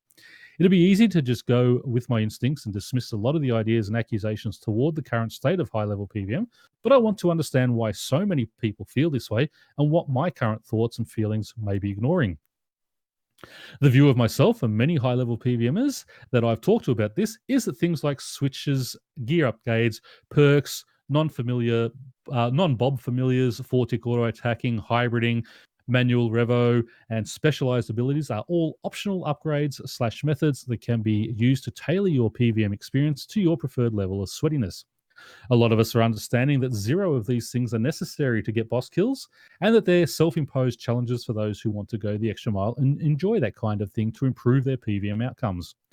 I think one of the fundamental disconnects here is the difference in viewing these things as necessary or not. I share these viewpoints of these being optional, and that's where I'm wondering if I'm missing some fundamental idea here. Many of us have been around PVM without these things and have seen perfectly viable PVM gameplay in their absence. Elite players used to streak Telos on Runic with a Pack-Yak, no 4-tick auto-attacking, and almost no switches but a shield, wearing Acto from 300% and getting 10-minute plus kills. We aren't seeing what is preventing players from using these slower, lower intensity methods today. PVM like that can still be wildly profitable.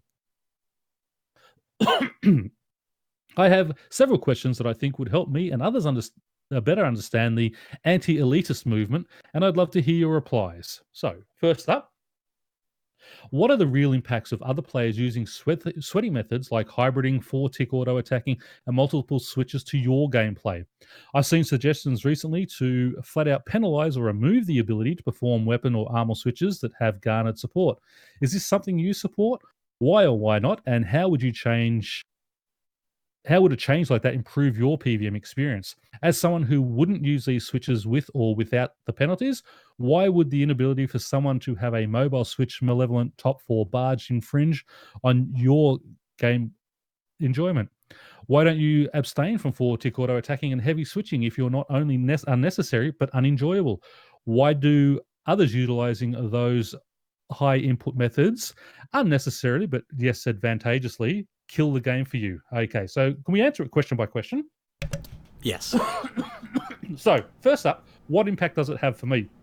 It's bringing in increased resources into the game that should be being brought in by farming. I mean, Telos has herb drops. He has he has a lot of drops that can coming through skilling. So how does it impact my game?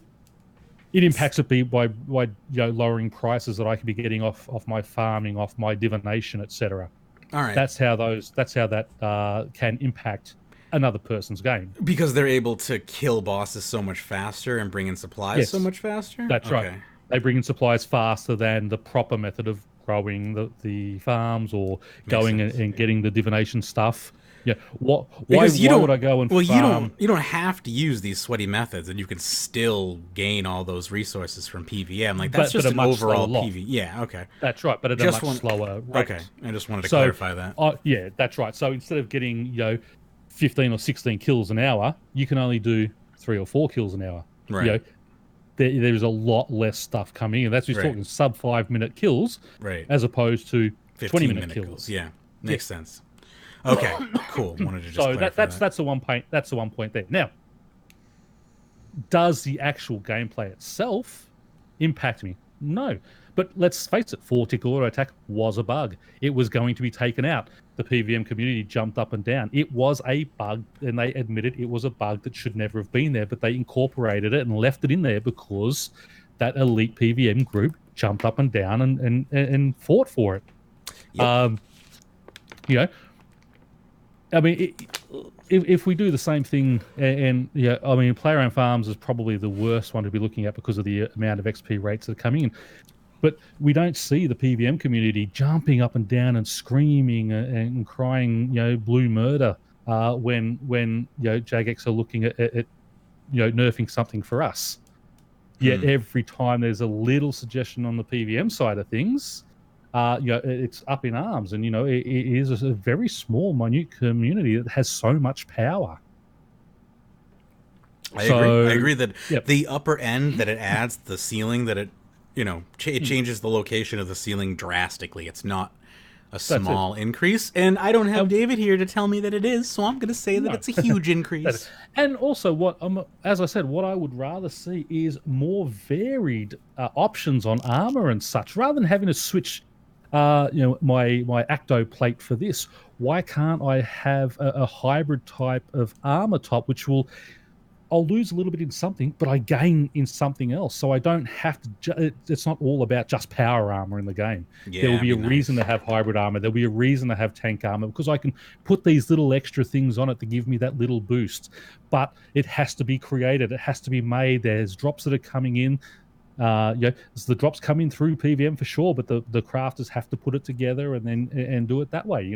I would love to see that type of thing move more, where you're not having a sweaty switching all the time, and that will help in the mobile game as well. Because if you're not having to sit there constantly trying to click and tap on this to switch out and tap on that to switch out, for that 1%, and it is a money making thing. How does it impact my game? It takes profit away from other players in the game, and that's it doesn't kill the game, but it just makes it less profitable for other players in the game. Yeah, that I will agree with 100%. So, anything else you want to add on that one? Just that again, the sweaty methods themselves are not the issue. It's the amount of crap that they bring into the game because of the massive level of indifference that it That's right. adds on If to. it was straight gold, I would have no issue whatsoever. If they weren't bringing It resources, sounds like I your would have issue no is more a PVM issue. It sounds like overall, where you want skilling drops removed from PVM. What I'd like, I mean, that's one thing that they had promised us, and we Not sort of got it so through the high. mining and smithing, but it's nothing else has happened. And even these new dinosaurs and plants down here, which I love, they're dropping resources. I'm gonna start a again, campaign to demote ramen back to QA or something. And I mean, I make a lot of jokes about Ramen, but I mean, hey, he's very good for his community, and good on him. Yeah. He has a passion, and he's fighting When for you them. saw And he's got his Solak supporters in person, did you you kiss the ring to Mageralman? Because I mean, that's his baby. I want to learn how to do, and I really do hope they bring out that sort of scaling 2, 3, 4, 5 player version. Yeah. Because I would love to go and learn it in 3 or 4 man mode. I am very much looking forward to my learning of now all this crap. Here's the thing: is like you just have to become one with the Matrix, and that is not an excuse for RuneScape to have bad combat mechanics. But you can overcome the bad combat mechanics if you're willing to do it. When also, I mean, you've also got to look at someone like over here in Australia, we have a very poor performance on our internet. So the latency over here is terrible. I can't 4-tick over here with my internet speeds. What do you know? What ping you're getting right now in the game? Like, can you check? Let me just go. Because you use an American server. I do, because it's actually faster for me. I want your in-game ping, not your lobby ping. Ah, okay. How do I get that then? You hold Alt and tilde and then type display FPS into the console. Okay, let me log back in. Sorry. Alt and tilde? Yeah, because I want... And then what do I type? Display FPS, all one word. Display FPS. And then it'll bring up a bunch of stats in your top right corner. And it should give you that world's ping. Ping 175 milliseconds. All right. Can we do a little experiment right here, or are you in the middle of something? No, I'm only AFK. Can you just world hop to the most populated Australian server and tell me what the ping is there? Because they say they fixed the Australian servers, but I saw a post today saying fix the Australian servers. So, so if I go into World Select and I have to escape Alt tilde first because it won't let me click on it. Oh, it keeps it up there. That's good. Yes, it'll keep the info on the screen. So generally, the most popular Australian server tends to be World 15, which has got 126 players, or World 49,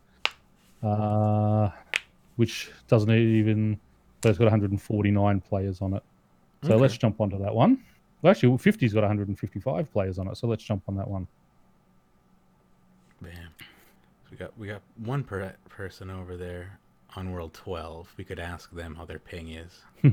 And, well, actually, they have fixed it. What's your ping over there?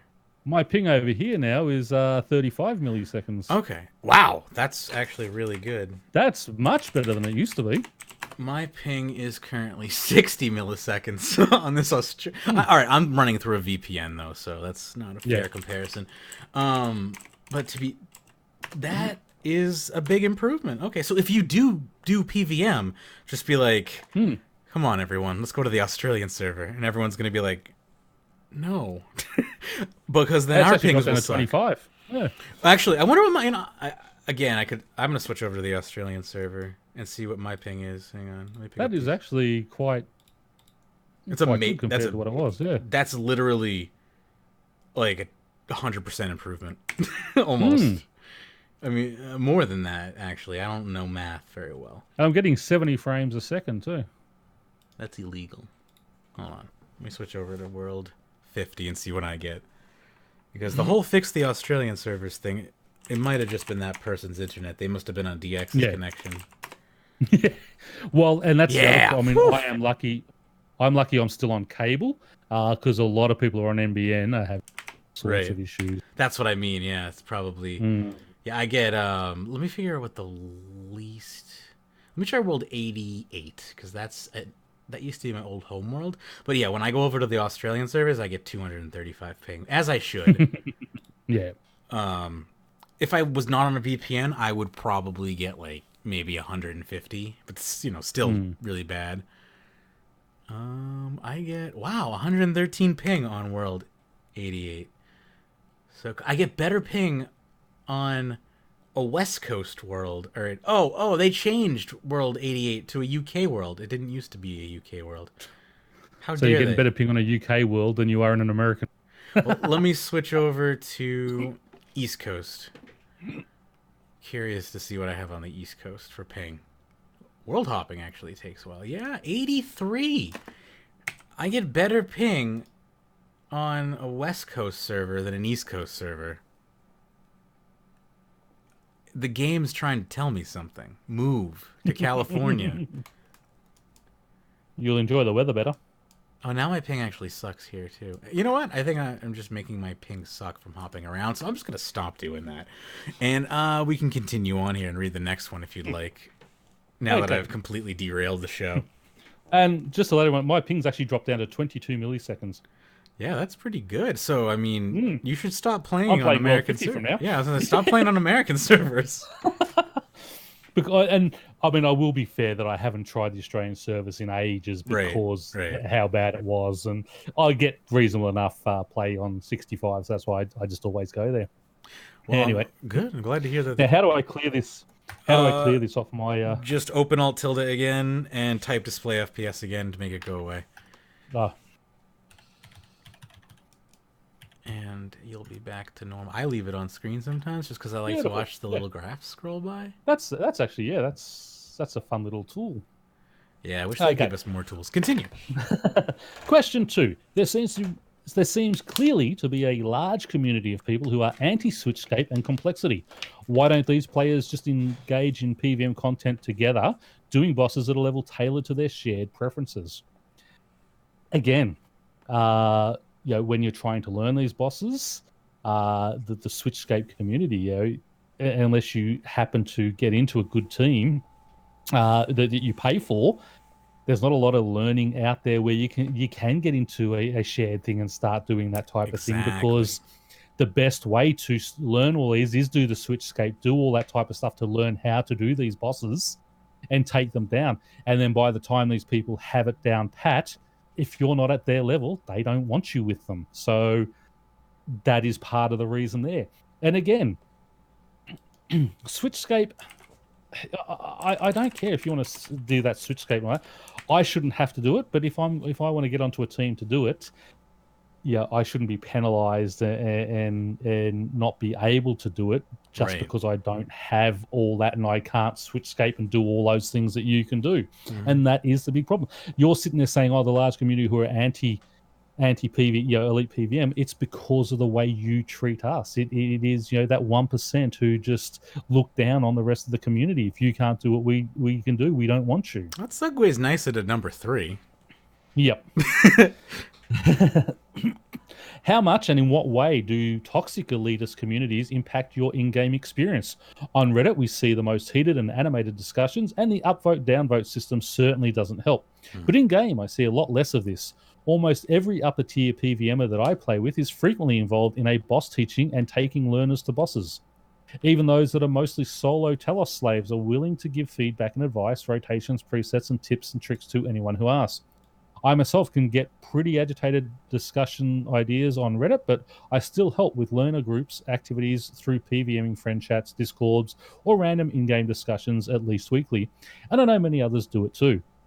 I was actually laughed at by a housemate last semester while he was watching me play because I got PK'd at Rago. How can you get PK'd at Rago? And explained to him that the culprit was a learner. You can, there's a reflect phase where if you can cause damage to reflect back on another player.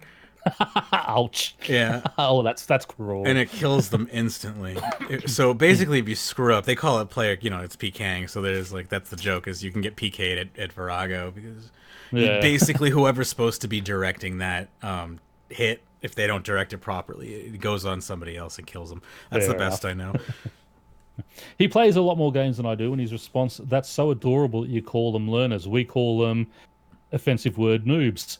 Yeah. While I won't deny that this kind of stuff does happen in RS, and I have seen it, it seems relatively mild compared to other games. Do you think the switchscape and 4-tick auto attacks are the root causes of toxicity in high-level PVM, or at least significantly contribute to it? I don't think switchscape and 4-tick are the root of the toxicity. You obviously have a good group, and we have a great PVMer in David, and his group there were all fantastic. What I'm saying is, for the average person who wants to just get on a team without paying or anything like that, just face a lot of difficulties. And I have no issue with switchscape. 4-tick auto attack I do have, because as we said, it was a bug and it should have been removed from the game. But your community jumped up and down and screamed and ranted and raved, and RRman jumped in, through his little temper tantrum in the boss's office, and kicked the stool over and threw a glass of water in his face or whatever he did to keep that 4-tick auto attack going. You had to change a couple diapers. And again, I'm only making jokes. I mean, as I said, RRman is very good for his community, and kudos to him, because he gets up there and he will fight for them. Timbo? What the fuck? Oh, God. Well, that's what we need, guys like Raven and Timbo and that, to start standing up and saying, no, you cannot have those as drops anymore. You cannot do that. That is a skilling thing. We want that removed, and that we need them to start standing up and saying, no, give them gold, give them alcohols, but pull our stuff out of there and let our community start dictating what's coming in and how much it's going to sell for. And that's where I think a lot of the issues come in. And as I said, it is that kill count by doing all that type of stuff that is just bringing in excessive amounts of resources. I mean, we saw what happened. There's so much adamantite ore in there that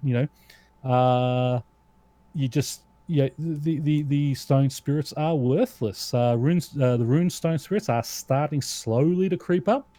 We saw coal creep up when they started using more coal, but there is just so much of that in there. It's going to take a good year or more to get that out of the game and start making those useful. And that again is part of the issue with where we go back to the sigils and all that. Is we want more degradable things on that higher tier of stuff. So you have your costs there rather than just having switching and all that. You've got to start using more of that type of stuff and paying in that regard. Yeah. I just would love to see more learner teams. I feel like, how lawyers have to do pro bono hours? I feel like if you're an elite PVMer, you should have to do pro bono hours and help the community out with lower, you have to do learner teams. I would just like to see that, no one can be fused onto a team or kicked off a team just because they don't have the right gear or things like that. And I mean, obviously there is going to be no way to police that type of thing, but right. That's I don't know. I mean, there is no answer for it. That's the problem. There's no right answer. You can definitely. And as I said, it's not switchscape and 4-tick auto attacking that is the cause of toxicity. It is that that elitism where you must have the best of the best and be the best of the best to join us on these type of things, or you're not coming along. Right on. People can't learn and can't do that. Yes, there are some groups out there, and you'll answer questions and such, but there is nothing like waiting list sometimes to doing it. Yeah, exactly. And there is nothing like going out there and spending hours and hours with the same people learning. You might give a guy a half an hour or an hour learning. Just go find other noobs and do it that way. But that's it. But they don't know how to do all the switchscape and get all the kills and learn those rotations themselves. So neither do you. You're a perfect match. That's right. See, these people have taken all this from previous bosses where they've done all this, and they can incorporate that type of thing. And that's what I said. I would rather than seeing Switchscape, I would rather see bosses have weaknesses. I would rather see armors, have be more important in game. The different types of armors in the hybrids, tribrids, and and tank armors. But again, it's never ever going to be a quick fix. That's the problem. And I don't want to destroy those elite PVMers play either. I mean, that's the way they enjoy it. They should be able to do that. But my biggest issue is the drop rates and what is being brought into the game. You want to give them 50 mil an hour, fine, but don't give them 50 million of herbs. Just give them 50 mil GP, then they can come and spend that money on my herbs if they want to make their potions. That would be lovely. Although it would make their GP go way less far, aka inflation. But I honestly don't care because they've taken over a portion of the game that used to be a symbiotic relationship and is now more parasitic than ever. You don't even need to buy food to heal up anymore because you go to the bank and open up your bank and you heal up. That was the biggest. That was the worst thing they ever introduced. Herblore is the only artisan skill anymore that costs a crap ton of money to level and actually produces stuff useful that items people want. Right. And even the high-end stuff people want, they make untradeable. Untradeable. And again, I'll call it until I'm blue in the face. We need at least extremes, and I would also advocate for overloads to be made tradable everything up to base. Because we have higher level potions than those now. You have your perfect pluses and your extreme potions and all those type of things. No one's even the noob potions are considered your grand potions now, not extremes. Exactly. So extremes should no doubt be tradable. Base overloads? Base overloads I would still advocate, Put it to a poll. I would say put it to a poll. Even if they did, okay, we're going to do extremes, and in 2 years' time, we'll open overloads as well. Right. Try it with extremes first. Right. Do that for a while, then do the next level. And if it goes horrible with extremes for some bizarre, unforeseen reason, then you don't do it for overloads. Not to do overloads. Right. Exactly. Yeah. Damn. But and I know the PVM community would like that too, because I know David hates having to sit there and make 10,000 overload overload potions. He'd rather be giving me the money to do it and going out there and do it in himself and doing his PVM. Exactly. He'll be making more money that way per hour. If anything, and he will spend it with me. So it spreads that wealth. Exactly. It makes things more profitable for everybody when trade is involved, and isolating a market like that just doesn't work. Especially, it maybe worked back in the day when overloads were the top potion. Yes.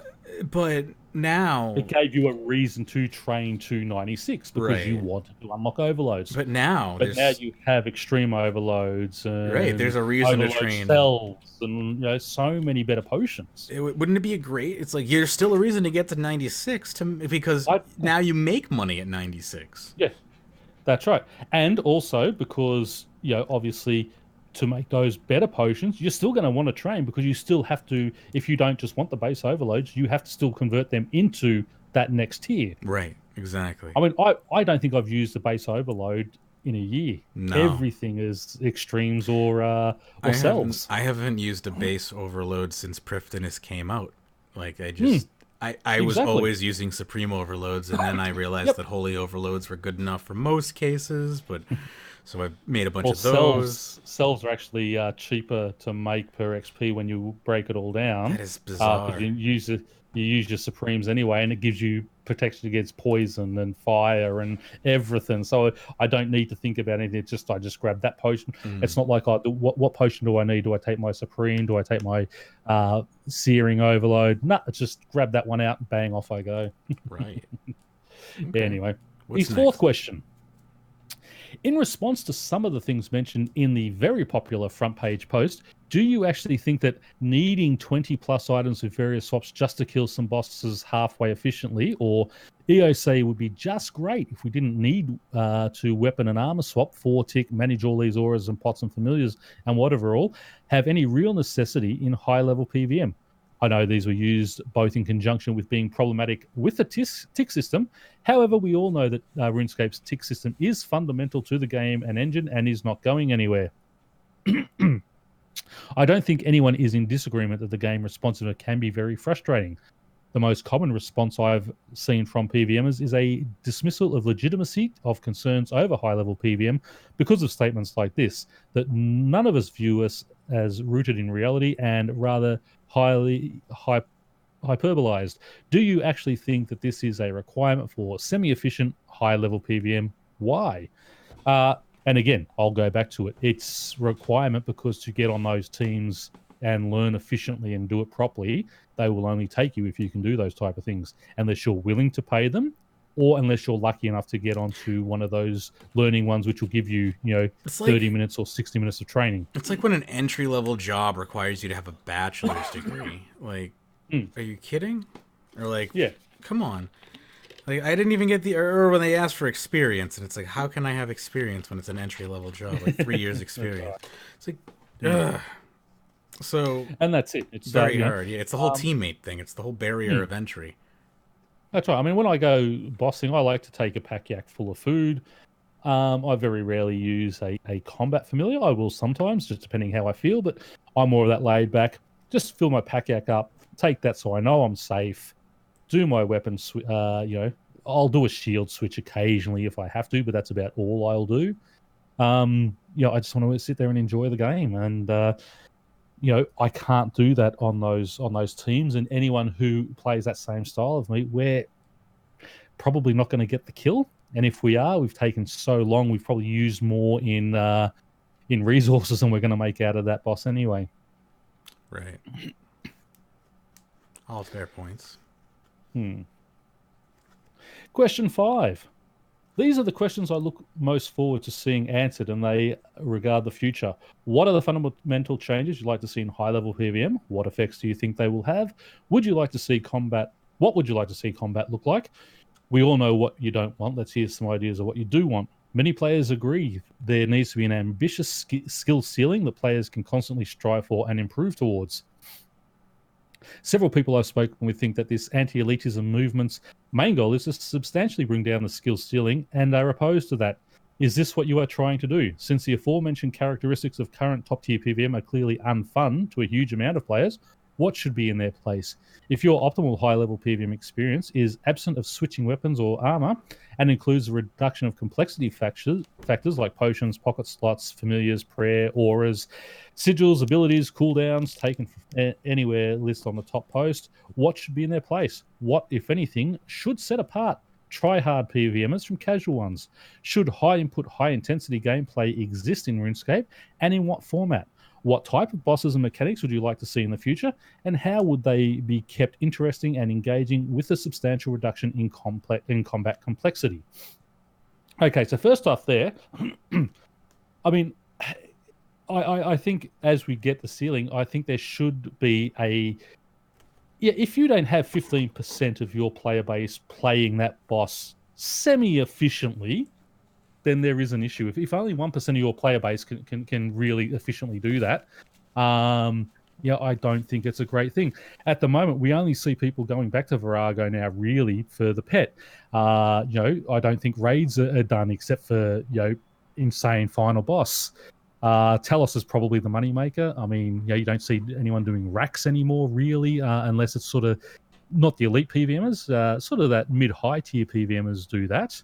But what we need to be looking at is not making bosses for that 1% that are going to die off because the other 99% can't do it. And then by the time they bring out a new boss, that 1% moves on to Solak, and perhaps 5% will move up to to raids and such, but that still leaves 95% of your community not engaging in that content. And for the amount of time and effort and such that goes into these bosses, if you don't have a minimum 15% constantly engaging with that content, in a semi-efficient way, then I think that is an issue. Yeah, I don't know what I can really add to combat, because once EOC kind of hit the ground running, that's when you kind of lost me. And that's where I think, I would be happy if they want to do more abilities and do that type of thing.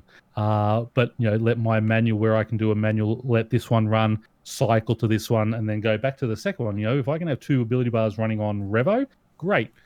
Let your manual people do all your manual stuff.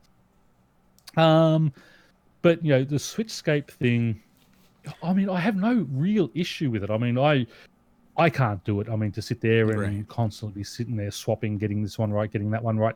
What would maybe start making things easy, and what I think if they're going to get into this Switchscape and all these weapon betas and all this type of stuff, they really start needing to looking at macros for people to open it to that wider community. And I think that is, if they opened up macro, because let's face it, we know a lot of those elite PVMers are running macros anyway. Right, yeah. That's why they are elite, because they can run macros. And we've seen them do it on stream, and they don't get punished for it. I'm not going to risk my game by running a macro because I'm a nobody. And they say, well, we're going to get rid of you because you're a nobody. Exactly. But, we'll make an example out of you. Yeah, because he's got 3,000 followers, so we don't want to lose them and have them up in arms. We saw things like that happen where people who have obviously cheated and been caught and then had their accounts reinstated because they've got a community behind them that demanded they get their account back. I think macros is probably the way to open it up to more players, and that won't affect those elite PVMers, but it'll bring that next tier of PVMer up as well, and that will open up to a wider player base. And as I said, you need a minimum 15% of your player base interacting with that content to make it a successful update. I mean, I'm sorry if you bring out, and Solak is a beautiful boss. I mean, just watching and how it moved and how it all played and such, I would love to learn that boss. I would have no hope of doing what those guys were doing without macros. And even then, I mean, I would probably struggle, but at least I would then have a chance. And people, I mean, I am 49 years old, so I'm not used. I mean, I'm still a 2-finger typer. People like yourself who know their keyboards properly would have a lot easier time if you had macros, and would have a lot more fun and be able to do it. And again, you won't be doing those sub 5-minute kills, but you'll probably be getting 8 to 10-minute kills, or 10 to 12-minute kills, and enjoying yourself. And that's what we want to see. Right. An ability to complete it without being locked out of the community would be preferable. Anyway, and that's right. That way, if we had macros, you and me and Killer Bunny and Hana could all go down there and say, okay, let's go in there. We'll try. We've got our macros set up so we can do our switching without all that sweatiness and that, and have a go and have a reasonable chance at doing it, rather than just sitting there and getting 2 hit and dying over and over and over again. That's what I want to. That's what I want to see more of. Just open it up to a wider player base than just that sort of elite 1%. That would be the end goal, is finding a way that we can interact with that player base without hindering them, or at the very least interact with those bosses at a similar level. Maybe not the exact same level, but at a similar level, without feeling like we can't do it. Exactly. If I can only do 60 or 70%. Or even 50% of what they can do, kill-wise rates, that's fine. I don't care, but I want to be able to do it. But I don't want to hinder their gameplay. If they like that type of thing, I mean, I don't think they should have to be penalised either. But I think for the greater good and of the game itself, that we do need to start looking outside the box. And I think macros is probably the way that would help everyone. Right. Moving along, staying on the topic of combat and bossing, we have a post from RA Echo here that was sent to me directly, so I'll read it. It says, with RuneScape coming to mobile, it's fair to say Jagex will be looking forward to an influx of new players and old returning players from previous years. And this is important for the future of Jagex and RuneScape, but an also equally important matter is keeping these players when they do come into the RuneScape community. Now, when it comes to PVM, I feel for the majority of players are not looking for overcomplicated bossing, regardless of them using a desktop or mobile. EOC was never the most was never the most popular of updates when it originally came out, but for those who still play RuneScape 3, managed to get to grips with the basics of the ability bars. I attended RuneFest 2018 and I sat at the Combat Council panel, and I would like to highlight a few points that came across very clearly by listening to other players that day, and though other RuneScape communities like Reddit and Discord, etc. First up, a lot of the player base feel the likes of God Wars Dungeon 1 and 2 is perfectly in line with bossing with the EOC abilities.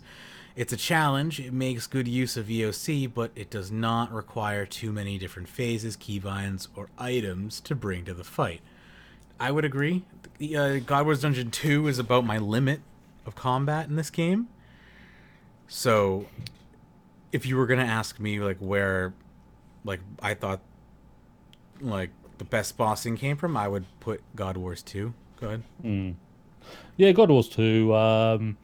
I mean, I don't think Araxor was that bad once you sort of got used to it. Yeah, it's doable. Yeah, Queen Black Dragon, obviously, when it came out, was really tough, but it's so simple now. And that's the thing. We also have that power creep where we sort of got to look at that as well. But I think, yeah, I think God Wars Dungeon 2 Araxor should be that sort of high mid-tier, and then we could do a step up from there. I think Telos is quite a difficult boss. Up to that 100%. I mean, once you get over, I mean, 1K is just crazy, but that's great for those people who want to do 1K kills. 1K enraged. And, I like that enraged factor where they sort of brought that in to try and make it more difficult and curb how much is coming in gold-wise. Again, people just get better and better and better. Is it fair to limit to limit what they can do, and say, okay, you can do like we do with Big Dinosaur Hunter, you get 6 kills an hour and then you're done. Right. Do we do something like that to them? But is that fair to them in that way? Maybe the boss not. But is hiding from the you. Skillers? Yeah, but is it fair also to do the back into skillers? her nest. Well, I mean, we've been trying to do the opposite, right? Make resources more accessible. You go back in the day, and resources were a competition. That's right. Not anymore. No, that's right, man. And that's one of the great updates of mining and such. Right. You're not having that get off my world, and all that sort of fighting amongst the community. I mean, it is a really hard one because you want to keep everyone happy, and the elite PVM community should not be penalised and should not have their gameplay sort of pulled out. But to a greater extent, we do need to look at new players coming in, the complexity of different things, hanging on to those players. If I come into the game today and saw all that type of stuff, I play for a while, I think, I can barely get used to this. There's no way I'm going to be able to, be up to sort of that type of level in 9 or 12 months and walk away from the game. Yeah. This day and age, people want to know that something is attainable, and I mean, and that goes sort of also with how much XP they're throwing into the game at the moment to try and get people up to those levels. But it's being detrimental to the game overall. And I think by maybe doing more of the enrage style things, so I can get there, I can get my kills at 0, 5, 10, 20% Telos up to 100%, no worries. But after that point, that's where it starts getting difficult, and I think it should get more and more difficult. And I think once you reach a cap, maybe we should start saying, okay, this boss is done for an hour. You've got to go and do something else. Go and do Virago. go and do Araxor, go and do some raids. Raids only giving you drops every 2 days. I think that's too far out of it. But I think certainly that has helped with keeping the prices up for all the stuff that is coming in from raids, because you can only get those drops every second day.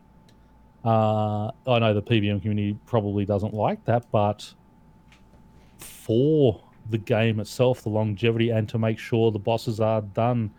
Okay, a new boss has come out. That boss is now dead. No one's going to do it. We move on to the next boss, and we've got to constantly sit there. Okay, that boss made 20 million an hour. This one's got to make 25 million. This one's making 40 million. That one's going to make 80 million an hour. We're just constantly upping and upping the GP per hour.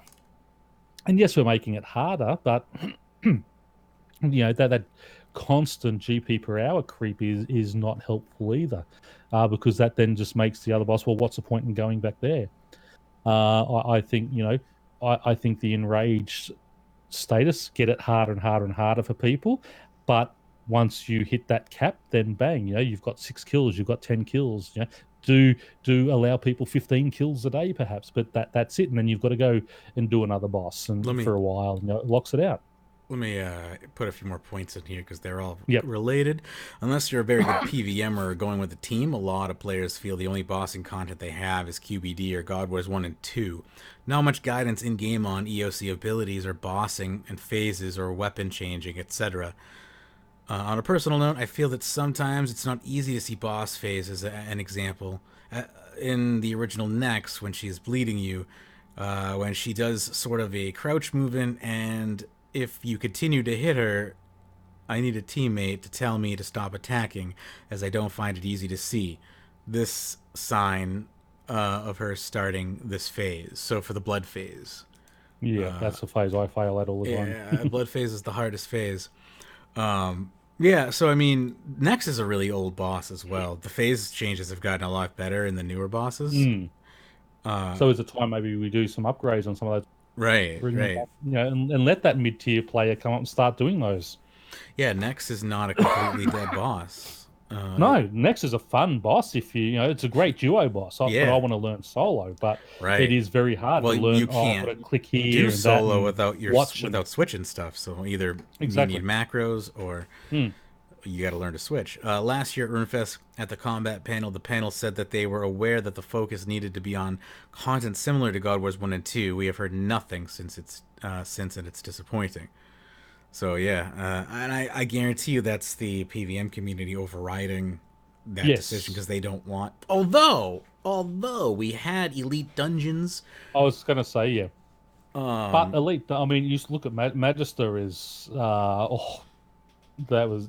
I mean, I failed him 3 times in story mode. So that's not on the level of God Wars Dungeon 2 then. But I mean, the fact that they've given us a story mode. Magister's true high level PVM. And that's the Magister from Elite Dungeons 3, not Magister. Sorry. The Ambassador. Okay. Yes. Gotcha. We were also told it was going to be looked into that we could get practice modes at certain points. Example, bosses that have 4 phases, but the player wants to get to grips with phase 2, they can start there.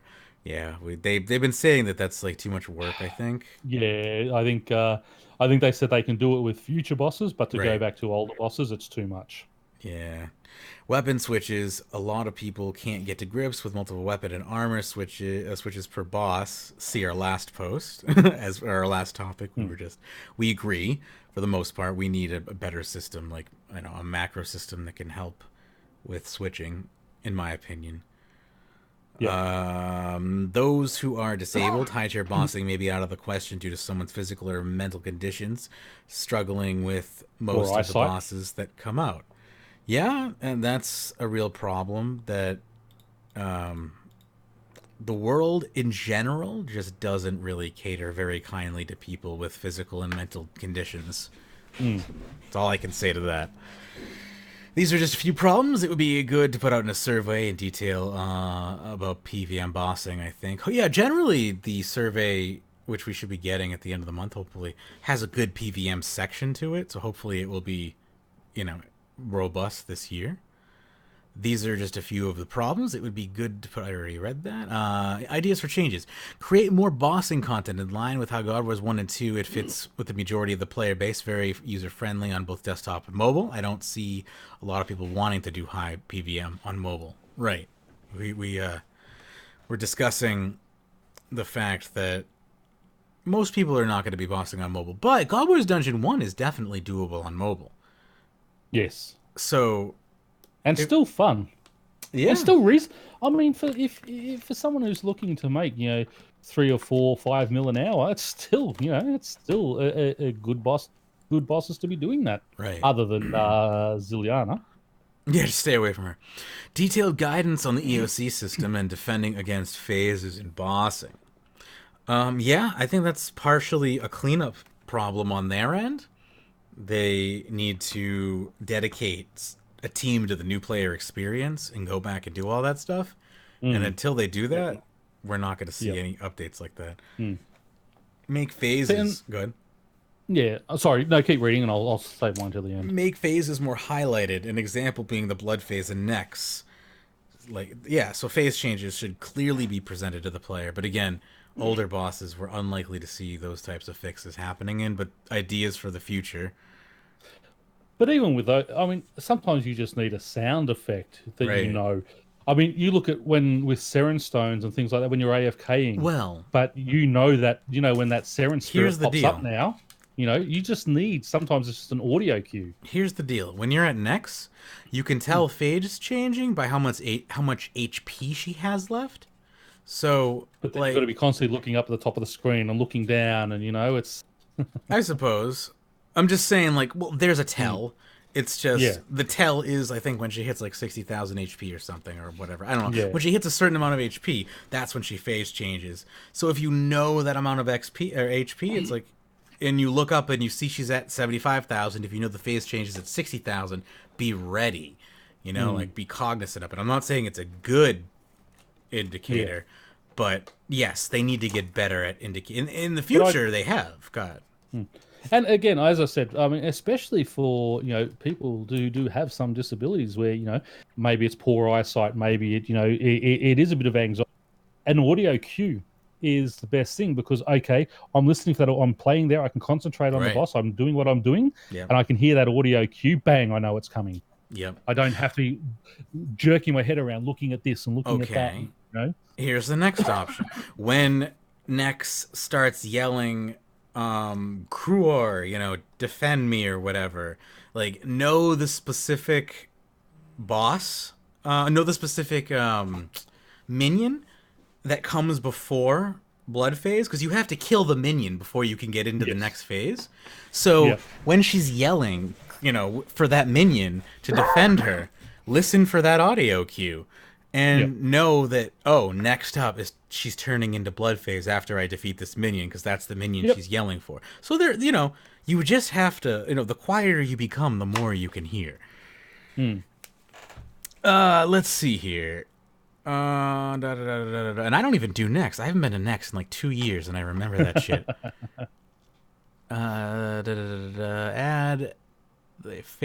Add they phase practice modes that we told about in the past for harder bosses.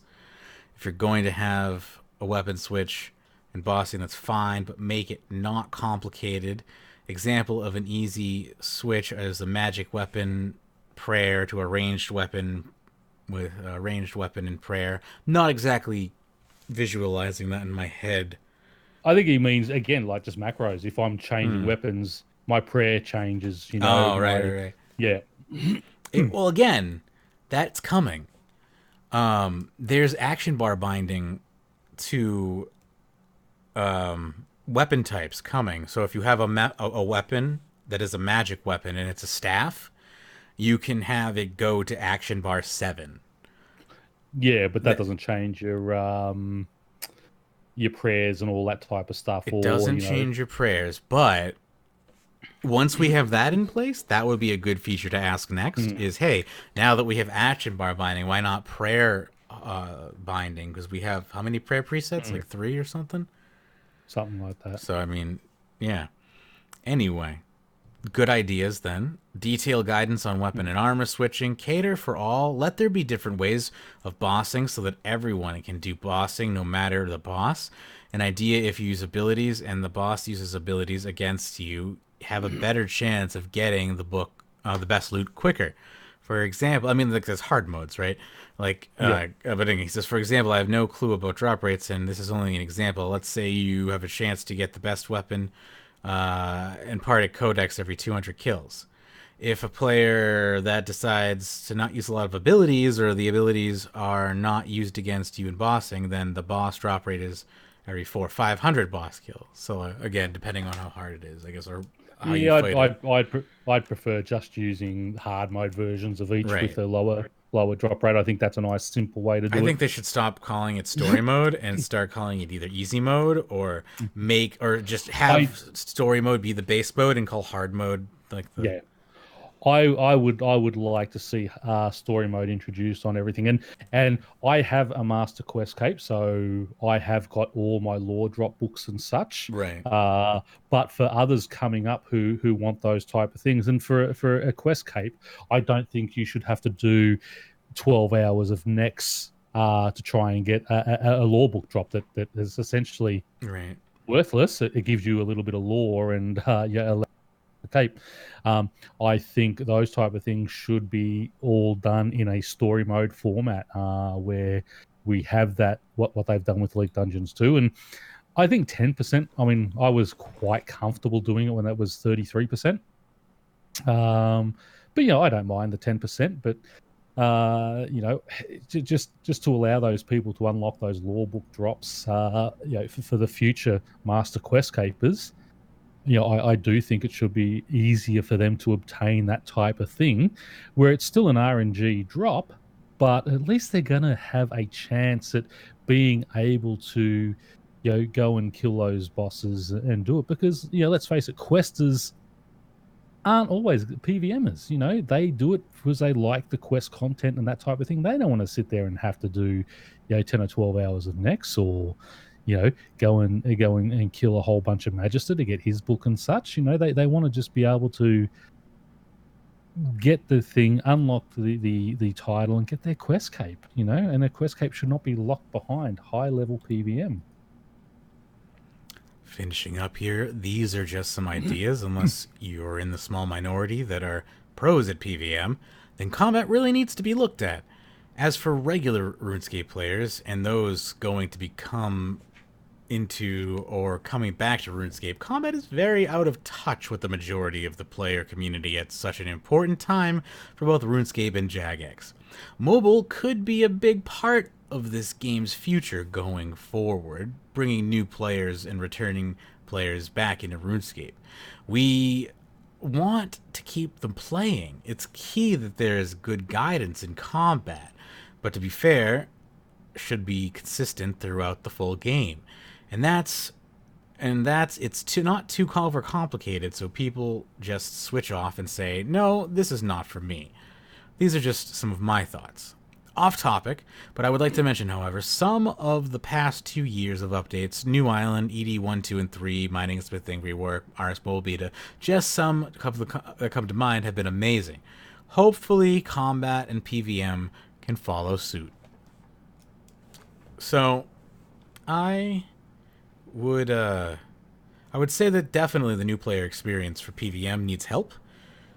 The new player experience in general in the game is not the best. Stu made a lot of good improvements, Yeah. but a lot is left to be desired in combat for sure.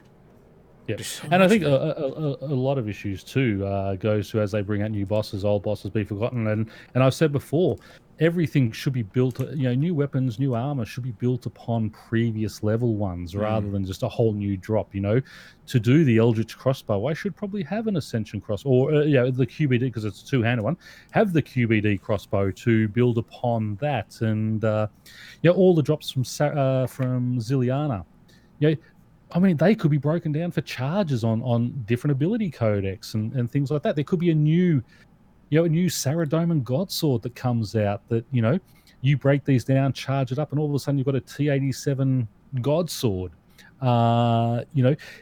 we need to look at the older content and stop making it obsolete all the time and just bringing out the next one. Keeping a use, it'll, you and I will still be using, the T90s as T92s come out. But also, they've been built upon a T80 and a T85 weapon, and they just sort of build up that way. I would rather see something like that. The Zaros Godsword, perhaps that should have been made of a combination. You needed a hilt from all the other four, and you've got the blades, so you combine those blades into one, and all of a sudden you've got the Zaros Godsword. I don't want to see those older bosses and that just forgotten about. I'd like to see their drops built upon and not made worthless, so that new players coming up through the game still have a sense of worth and sort of still feel that, hey, the drops I'm getting are at least worth something, and are still relevant in the game. Right. Speaking of, all of this leading up into our next post in regards to Jagex and their game balancing, all of this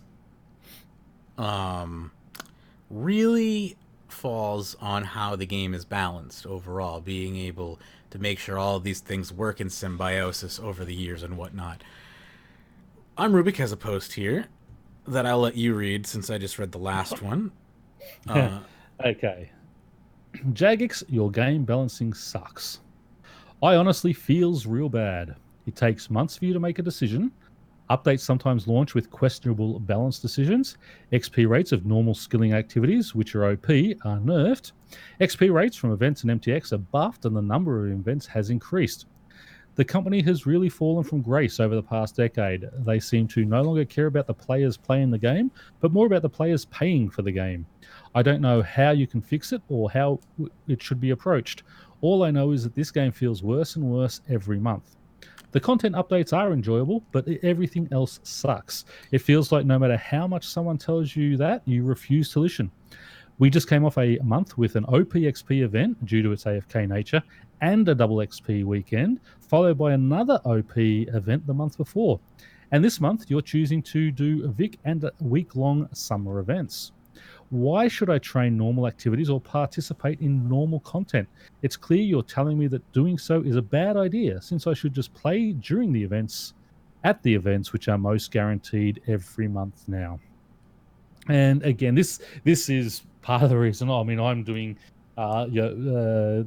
Let's Talk RuneScape next week is going to be on EasyScape, the XP question. Nice. XP rates of normal skilling activities which are overpowered are nerfed. That's a good thing. I mean, that needs to happen. So I don't know why he says I think he's bad. trying to compare it to the next bullet point, but it's a bad comparison. Yeah, that's right. I feel like he wrote this over a bottle of whiskey. Like he was not happy. It takes months for you to make a decision. That's not necessarily a bad thing. Again, I want them to think about it properly and not just, we've seen some of their knee-jerk reactions on some things, which has been detrimental. And player-owned farms is one of them. People complained after a week that it was too hard and taking too long because it was bottlenecking. Whereas if they had that 2 months of play, where it then would have opened up more, and we would have seen it much more balanced back then. And I'm talking about the breeding, where we had the one breeding pen and the other 6 pens to grow the animals in. Mm-hmm. And because everyone was trying to rush it, it's too hard because of this, and all of a sudden we've got 7 breeding pens, and that's what caused a real big issue with player-owned farms. That was a knee-jerk reaction. I think they should have looked at that a lot better and told people, well, let's give it 3 months. If it's still the same, then certainly we'll look at it. But until then, this is the way it's going to be. Updates launch with questionable balance decisions. Yeah, unfortunately, that's always going to happen.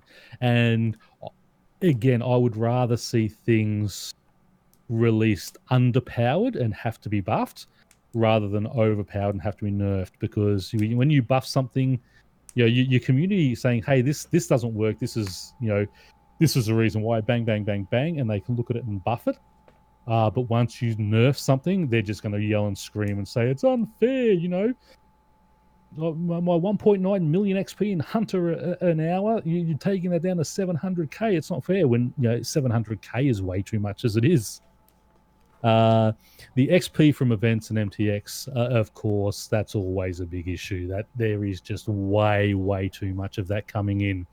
And these lamps and things, I would much rather see bonus XP given than straight out XP drops, because at least still you have to go and work with the content. And okay, you say you get 1 million XP in Hunter, great. You've still got to go and earn 1 million XP to get that 1 million XP unlocked. So yes, you'll get 2 million XP, but you're still engaging in the content. Whereas you go and buy 45 lamps, and you get all these bubbling lamps that give you 100 XP, 100,000 XP each. And you've unlocked 1 million XP by clicking 3 times on your screen. That type of thing is what we need to avoid. Bringing out Vic, and the summer weekends are great over when they used to be winter weekends. Right. Were fantastic, but now we're doing them all week long. And they give bonus mystery boxes on the weekend. Exactly. I've already got 4 mystery boxes in the time we've been doing this recording. So it seems to be every 30 minutes. We started about midnight, didn't we? Seems like it. So again, it's we call it a living game. It is a long-term game. It is not a game I want to max in 2 weeks' time. And that's how it feels like with all this XP that you keep throwing at us and all these events with all this free XP. Stop giving XP on these events. I mean, cap it. Say it takes 15k tokens to unlock. I have to unlock everything before I can then go and spend it on XP. Don't let someone earn 50k tokens and only buy boxes. Let me get cap the amount. Sorry? So let me get GP from these events instead. Earn GP. Yeah, earn something. Earn unlockables that, okay, I can go and I can give myself 2 hours of bonus XP when I put this down. But I can pick it up, so I can do 15 minutes here, 20 minutes there, 10 minutes there. But I can pick it up. It has 2 hours of double XP bonus for me. But I have to go and earn that. So I can interact with this content. I can get my tokens, and I'll unlock these little things like that. But I still have to interact with the real content of the game. I mean, that was one reason I stopped playing my RRman account, because a couple of the summers ago at the beach event, I started doing the farming and the construction down there, and it tainted that account for me, because I'm sitting there going, I'm getting all this free XP, I'm not playing the game properly for what an RRman was supposed to be. But it was that thought back then as well. Okay, I'm stupid not to be doing it while it's there on offer. And it's the same as the double XP weekends. It's stupid not to use it while it's there. And when we see some people are up, they're doing 24-hour live streams of double XP weekend. That's not healthy. That's not healthy for your community. That's not healthy for your game. We really need to be looking at that. I mean, I know you need to sell things. Yeah, well, that's what I mean.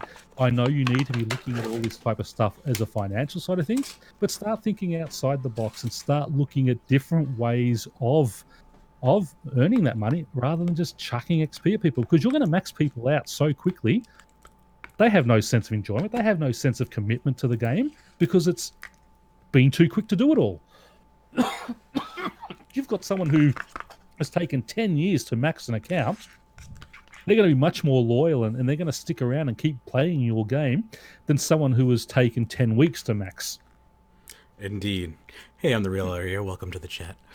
Yeah, and I understand new accounts definitely have a disadvantage coming into an 18-year-old game, but there are better alternatives than handing out all the XP in the world. I would rather see them just start selling level 60 accounts with all skills at level 60. I would rather see them start selling those at $99 than just throwing all this XP all the time. Yeah, I think that it would definitely hurt their business I think that's mainly why they don't want to do something like that. Well, of course, yeah. But But they're going to hurt their business long term doing what they're doing now, and that's the scary thing. It's the short term game is going to end up with long term pain for us, whereas a little short term pain for the long term gains. When you get mobile out and you start bringing in all those people who are going to sit there, and you're going to have a lot of people who are going to make new friends, and they're going to start leveling up together and such. You know, you're going to have new clans forming. You're going to be able to bring in new people into your clan and just help them train up and do that type of thing. How many people, though? Think of how XP dependent Treasure Hunter is and how revenue dependent they are on Treasure Hunter. Yeah. Well, I mean, the financials are going to show this year that MTX went down, but that's because they took bonds off MTX and put it onto subscription. Which is weird because it's a microtransaction. Well, whatever. It is technically, but because so many people buy it with gold in game and spend it on subscription, and I think that's what they're looking at, sort of because it is part of the subscription. Most people are using it. Geniuses. Subscription-based things. Why don't you just count the ones that were redeemed for subscriptions? Why can't they do that? Like, can't be that hard. Well, technically, because they're all sold in game and such. But I mean, it's Enjoy your tell us run. We've been talking a lot about bossing and PVM. Maybe someday we'll all have accessibility there. Go ahead. No, I was just saying. I mean, that they really need to think about the health of the game long term on all this XP dropping that they're doing, and just stop maxing. Or alternatively, they need to start looking every year. We're going to raise a skill to level 120. We're going to have content there. So over the next several years, we're going to raise 1 or 2 skills a year to a true 120 level. We're going to have content, and we're going to lift the 200 mil cap, or we're going to bring in our prestige system, or you can siphon XP into your skilling pets. Year of 2020 better be year of the 120. That's all I'm going to say. Like they announced that at RuneFest. The amount of XP that they're throwing at people. I mean, to be able to hit 99s in a weekend in a lot of skills these days is just it's just crazy. It's just it's not viable for the long term of your game. Well, yeah, like post 99 getting 300k an hour is fine. Yeah, but post 99. Post 99, 500k an hour is fine, but under 99, it shouldn't be any more than 200, 250k an hour. I would say it shouldn't be any higher than like 150k. I would love that, but the community would scream about that. Yeah, I would between 80 and 150k is where I would throw it. Yeah, and I would only do that from levels like 96 to anything under 96 shouldn't be any more than like 80. Level 92, for me, you'd be getting like 50k, 40k an hour. Yeah. Yep. And my RuneScape, the Iron Fist version.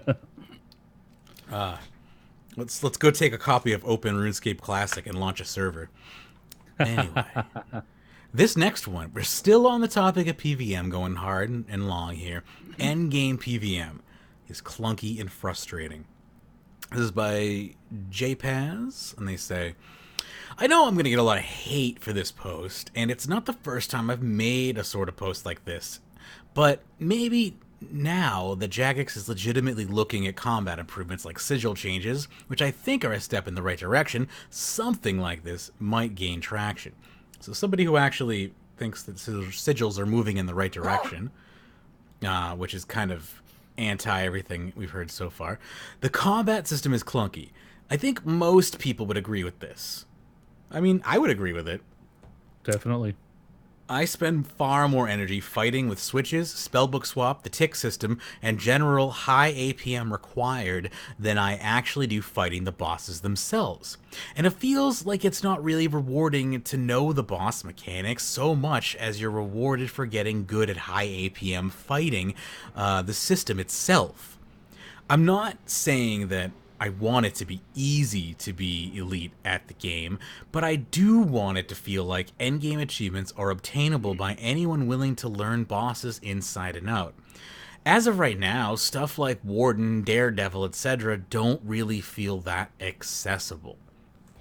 I'll be honest with you, I don't even know how to obtain the Daredevil title. I know it has to do with raids, that's about it.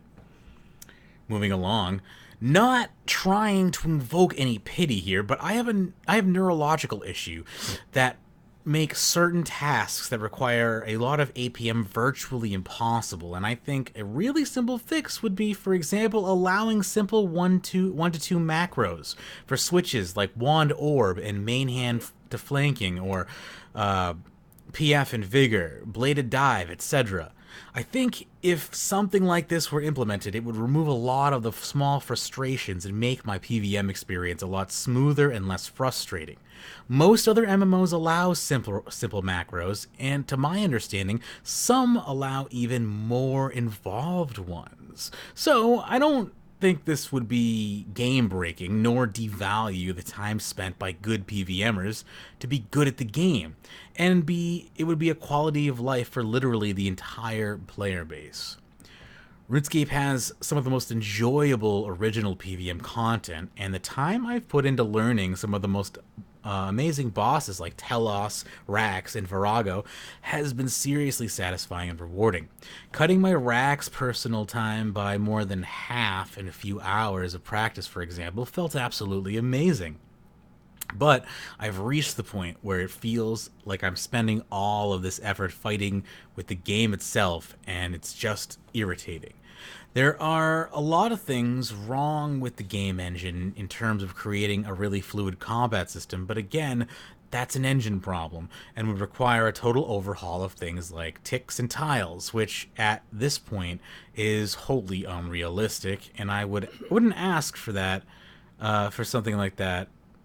I wouldn't ask for that like some of Reddit is fond of asking for.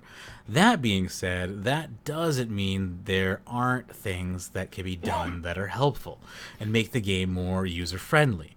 I think 1 to 2 macros are one such thing that would generally help alleviate some of the problems caused by Switchscape that make it feel unwieldy and frustrating. So, this post didn't do so hot. It is currently 47% upvoted, and that's mainly with my help. So I thought that was a fairly well-rounded post.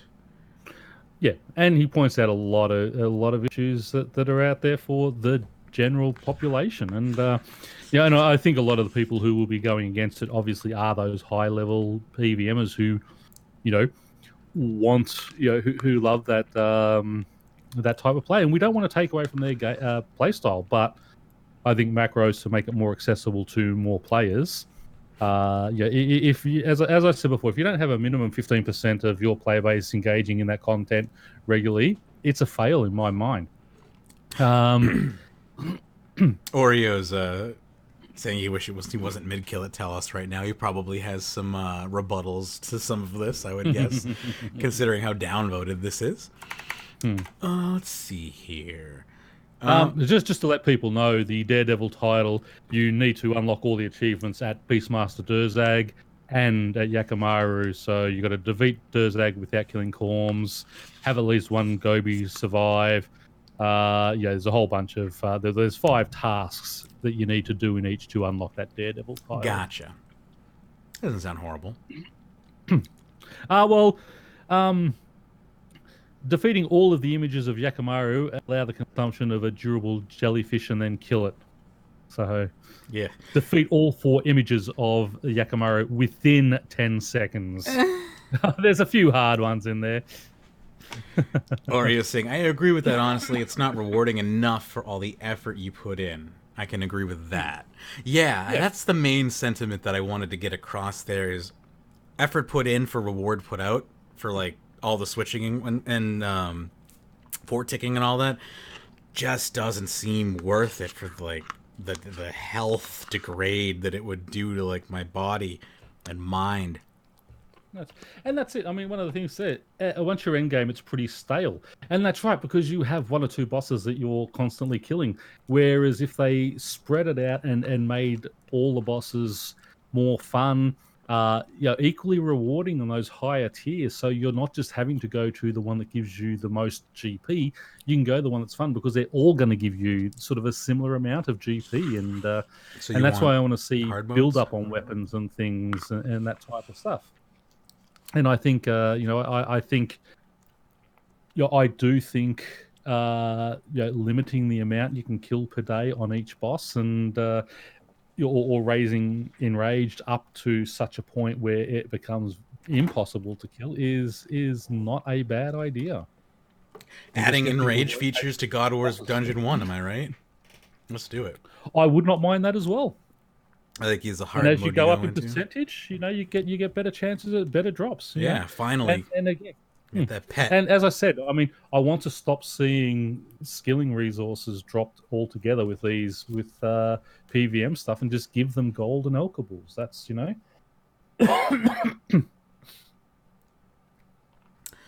Yeah, limits are definitely something that need to be taken into consideration as well when you're creating content that can produce a limitless wealth. And that's, as I said, that's why I think they did it. I think they went too far with raids where it's one every 2 days. But that's not even fun. Yeah, I honestly think that's not fair on those people. But, you should be able to loot raids once a day, in my opinion. Once a day, I think should be and be able to do other kills there where you get a little bit of GP, but it's more like you're practicing. But people like Couchy aren't human. That's the thing. You have people like David and Couchy who can do Telos for 10, 20 hours a day.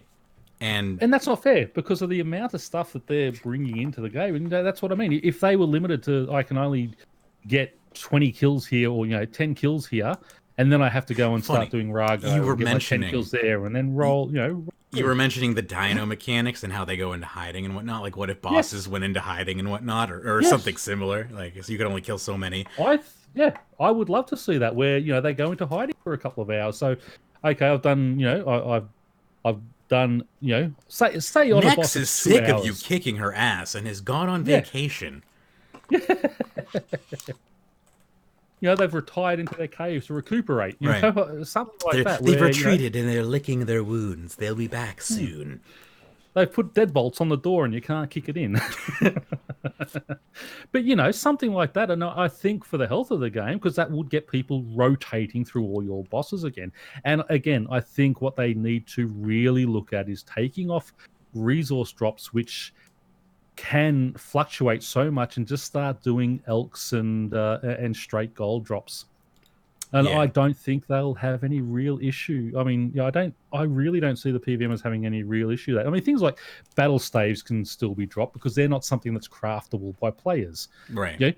Drop 100 battle staves. I don't care on that type of thing. But anything that can be produced by the player, should be produced by the player, not done as drops. I've made this suggestion before, but since we're on the topic of things that can't be made by players, take the crap that can be made by players off of the drop tables, add new reagents that are specific to weapons that need to be put on to degradable weapons that can only be got from PVM. So there's value from PVM, value from skilling. I mean, I'm sure that the PVMers don't like getting a drop of 100 torsal. Yeah, it's reasonable money, but then they've got to go and sell it or do whatever they have to do. They'd rather just get the gold, and then when they're ready to make their potions, they'll just go and buy it when they need to. But those are grown by the players and bought in. And I've had the argument, not enough players would grow that type of stuff, but they would if there was value in it to buy them and sell them. I mean. And the value would go up if you had no choice. Yeah, Avanto was 2K a few months ago. Capital. It dropped down to 488 GP a few weeks ago. It's starting to creep back up to about the 700 now. But right. Would you like to read our next one? I will. This is actually where I'm up to. I'm drinking sparkling water. Favorite. It's a horrible idea. Favorite RuneScape recreational activity. This is by Dapper AF. What is your favorite thing to do in RuneScape? Specifically, what do you enjoy doing with no thought given to extrinsic rewards or motivation, but what do you enjoy purely for the mechanics or experience of completing? For me, I like going free to play and killing blue dragons in the wilderness while wearing the skins of their fallen family. Feels good not to be on a membership countdown main. That's actually interesting. There's an airplane going overhead at the moment, but what I wanted to say was that's kind of why I went back to play old school RuneScape, was because I wanted to do things that didn't necessarily that were necessarily efficient, because I don't care about my old school RuneScape account and leveling it ASAP to max or at all. It's just kind of a nostalgic endeavor for me. Which I'm a member, by the way, now on Old School RuneScape. If you want to add me, Magebit, Byte, feel free to do so. I'm on and off occasionally. I'm thinking about, after the stream is over, playing both games at the same time and streaming both of them at the same time, like doing a split screen or a picture-in-picture. And then people can vote on which game becomes the main picture. And it'll be like a battle back and forth. And I'll switch game categories and shit. A lot of that might be something fun to do. I like woodcutting at the Max Guild at the bonfire, says Oreo. What am I? Oh, that was yogurt. I had a black cherry Greek yogurt. Yeah, about this time in the show is when my energy levels go down. We still have a few more topics to go here, surprisingly.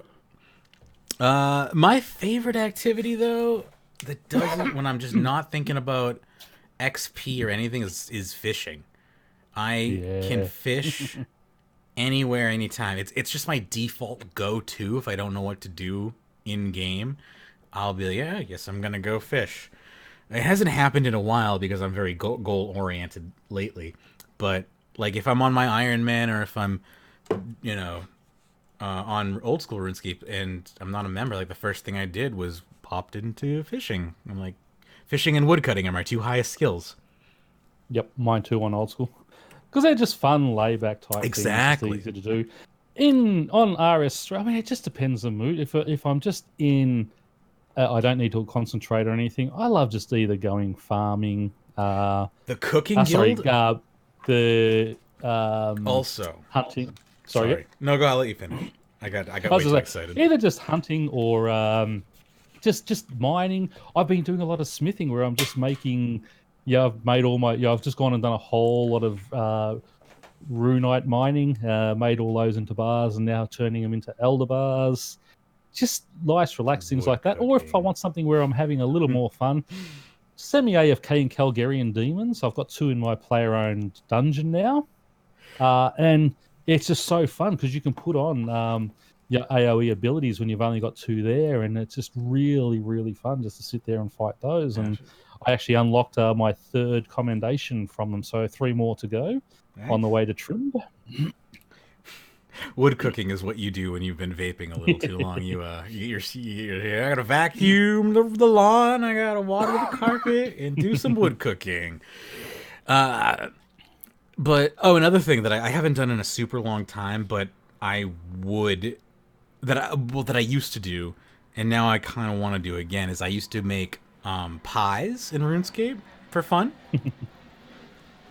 Just liked going around. Back in the day, you'd have to gather all the supplies yourself before the grand exchange and whatnot, and grinding it at the millstone, and it's good stuff. See, that's something else I'd like to see in cooking, rather than just the highest level food being grab a fish, chuck it on the fire, bang, there it is. Something that you actually make. Or you've got to sit there, make the pie dish, get the pie dish, put the pastry in, put the ingredients in, cook it, have steps through it, and they're the highest levels of food that should be. Because of how little food is utilized in game now, I really feel like food should start offering status effects instead of just healing, because nobody uses them for healing anymore. Yeah, they did that with the sushis, remember? And they didn't really... I mean, because the only thing they've tried is damage over time. Healing over time, or prayer healing over time. Yeah, but that's a good idea. Just have something that will give you... This will increase your... similar to what an aura does, but on a eating this slightly piece lesser of food scale. gives increases you your damage for 30 seconds, but lowers your defense for 30 seconds. Something stuff like that. Type of, if it's a really complicated, I want to see really complicated stuff like we have in smithing now, like in cooking. Like I'm making a souffle that takes like an hour to make, and then once it's done, it maybe gives you like aura, like you could get aura effects in 15-minute intervals or something. Like you eat the whole thing and it gives you like 15 minutes of like the tracker aura or something. Yeah, maybe. I you work for Jagex? I don't because I don't live in the UK and they don't seem to hire people who work overseas, and B, they also just what? Mod Lee? Yeah, Mod Lee is an exception. I know. I don't know why he's an exception, but he's a cool guy. Yeah, I'm not gonna. I remember. Remember that they hired 5 guys. He's the only one that. He's the only one who lasted more than 12 months. Right. He's just the only one that didn't do anything stupid. 6 weeks. Yeah. How do you lose a job in 6 weeks? All right, let me tell you, I got stories. Not about me, but I was the manager at a Salvation Army thrift store, and I'll tell people would lose their job in a matter of 1 week sometimes. It's very chill. Yeah, definitely. That is the reason. They need these kind of suggestions. I don't think their Q&A team. No, that's the thing is these types of things, because they're so into. They're the programmers. They're worrying about the mechanics of the game. There aren't a lot of conceptual designers on their staff because that doesn't produce content very often. They generally make the player base do it because the amount of times that good feasible ideas come out of the mouths of people are so few and far between that if they made it a paying position. And there's nothing wrong with them using the player base for that type of thing. No, there's not. It would be nice if they had. And it's free. That's You'd have to pay anyone for it. Right. If I knew how to program, I would apply at Jagex. So that's the thing, like all their jobs require programming knowledge, and my programming knowledge stopped at Visual Basic 6. Anyway, this article is fun. This one is coming from Forbes.com. Under the threat of legislation, Sony, Microsoft, and Nintendo agree to force lootbox odds disclosure. So this is really interesting because obviously we've been following the lootbox issue for quite some time now. They need some concept guy ideas. I agree. I know. I think they should have a think tank where they have players that are specifically we tried that. If you're talking about Rune Labs, I don't even want to go there. Rune Bads. Yeah. Rune Labs gave us some of the best content. I think, and created the Tiger 100 Hall of Fame. I think before you're allowed to bring back Rune Labs, but you need to have an IQ that's larger than your foot size to be able to post them. I'm just blown away that they don't. Yeah, right. I'm just blown away that they don't recognize podcasts at RuneFest, and that they haven't even acknowledged our existence over the past decade. But when what's his face makes a podcast about RuneScape, they're tweeting about it and announcing it on the first episode, when he probably won't make it past episode 10. Exactly, and there's 2 great podcasts out there, been out there for a lot of years. Yeah. Never get a mention. Yeah. Anyway, so continuing on here, Congress started to get interested in loot boxes earlier this year, and the video game industry appears to be willing to play ball. The 3... Yeah, that's a big laugh right there. I'm sorry. Yeah, we're going to play ball because Congress is starting to look at us, so we'll just step in and do this before they do anything and say, look what we're doing. Will you leave us alone? We're going to... That's how the ESRB came into existence. I know. Is our ESRB, our rating system over in America, came into existence out of the threat of government legislation of video games. So that's why here we are again at the border of legislation. I just laugh. The big 3. Oh, yeah. But here's the thing. The big 3, Sony, Microsoft, and Nintendo, are barely where the microtransaction problems fall. Now, it's not to be said that FIFA is the biggest issue on a console. But That's EA, isn't it? yeah, beyond FIFA, there are not major issues with loot boxes on consoles. We have the major issues with loot boxes in PC gaming and mobile gaming. And those are two platforms that are completely ignored here. Thusly, I don't foresee this appeasing Congress for very long. And if it does, then they have been hoodwinked, and it just proves that they don't know what they're talking about. It just means that they've spent enough money on their lobbyists to buy the politicians they need in their pocket. Right. The American system is crazy to me. Anyway. Right. The three major console manufacturers, Sony, Microsoft, and Nintendo, announced a plan to start requiring all games with paid loot boxes to start disclosing the odds of getting different items, following other platforms in an effort to combat claims that loot boxes function as exploitative pseudo-gambling. Video game lobbying organization the Entertainment Software Association made the announcement based at a recent FTC workshop on loot boxes. Also, the ESA, they are just a loot box lobbying organization.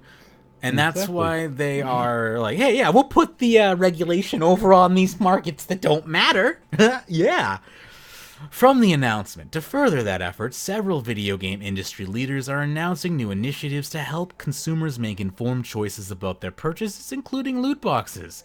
The major console makers, Sony Interactive Entertainment, operator of PlayStation platform, Microsoft, operator of Xbox and Windows, and Nintendo, operator of Nintendo Switch gaming platform, are committing to new platform policies that will require paid loot boxes in games developed for their platforms to disclose information on the relative rarity or probability of obtaining randomized virtual items.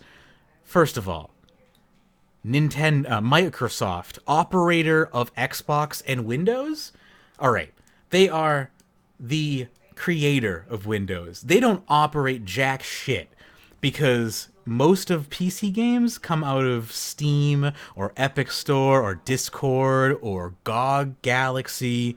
Ain't no one buying no effing games on the Windows Store market, okay? The only time I ever... Yeah, but we're a big name, so as long as we put our name on there and say this is what we're doing, then it'll all be fine.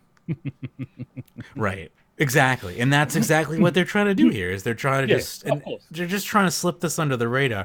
But I don't think it's going to fly. I mean, actually, it might fly with the fact that they're saying Microsoft, operator of Windows. Like, if people really think that Microsoft can control loot boxes on the PC platform, Windows has a store market. Yes. If you are on Windows 10 and type Windows Store into your start menu, the Windows Store will come up, or the Microsoft Store. You never buy anything from it, though. And it's got a whole... you can buy games, music, movies, apps. They're all cheaper everywhere else. Exactly. They're all cheaper everywhere else, and everywhere else has an actual return policy. There's no return policy from anything you buy from the Windows Store. I'm actually not on Windows 10 because I'm a scrub. Honestly, Windows 10... The only reason I switched to Windows 10 is because of the performance increase of DirectX, and honestly, I don't even think that's really been overly used yet. But I won't. Oh, there was another reason. The free obtaining a free license was also ending. It had already ended, and there was still a way to get it. So I snuck in and grabbed the free license before it was too late. You know what annoyed me? What? My old laptop died, and I had to take over my daughter's one, and I never did the free upgrade on that, so it's still Windows 7. Ah. And Windows 10 actually has some pretty... If you have the hardware to run it... Windows 10. Yeah, it actually works pretty well. Let's see here. These required disclosures will apply to game updates if updates add new loot box features. New loot box features. So if they just don't do anything... the old ones are fine. Right. So if FIFA just doesn't change any loot box things, they can just stay as is. There's so much wrong with this quote. They're just scumbags. It is just basically a typical politician quote. Absolutely. We tell you all these things that sound really good, but when you dig down, it's all fluff. Yeah. The precise timing of this disclosure requirement is still being worked out, but the console makers are targeting 2020 for the implementation of this policy. This is in likely response to a piece of legislation proposed by Republican Senator Josh Hawley that garnered the approval of Democratic Senate Minority Leader Chuck Schumer. But those within the video game industry have been criticizing loot box mechanics for years, even as they became more and more ubiquitous. While a certain brand of AAA game largely backed away from loot boxes following the controversy surrounding Star Wars Battlefront 2, EA, they will remain essential to most free-to-play mobile games and EA's sports franchises, which is the big thing here. EA thinks that they depend on loot boxes, but EA was perfectly profitable before they crammed loot boxes into all of their video games. Methinks EA is just money hungry. A little greedy. Because another thing, EA just never mind. They kill every good company that they absorb. The ESA noted that many major publishers were also getting on board with this decision. Quote, in addition, several of ESA's publisher members already disclosed the relative rarity or probability of obtaining in-game virtual items from purchased loot boxes, and other major publishers have agreed to do so no later than the end of 2020. Together, these publishers include Activision Blizzard, Bandai Namco Entertainment, Bethesda, Bungie, Electronic Arts, Microsoft, Nintendo, Sony Interactive Entertainment, Take-Two Interactive, Ubisoft, Warner Brothers Interactive Entertainment, and Wizards of the Coast. You gonna print on every one of your goddamn card packs the odds of what's inside Wizards of the Coast? Or are you just gonna put it in your video games? Because your damn card packs are old school surprise mechanics, old school gambling style. Gambling where it's not really gambling because you get an item. You always get an item, even if it's not the item you want. So you're sunk cost fallacy your way into getting the item you want $300 later. That's Jagex's one with their treasure hunter. Right. You're always getting something. But that model has existed forever, because if you ever went after baseball card players, they would say the exact same thing. Top trumps and shit like that. Yeah, they'd say the exact same stuff.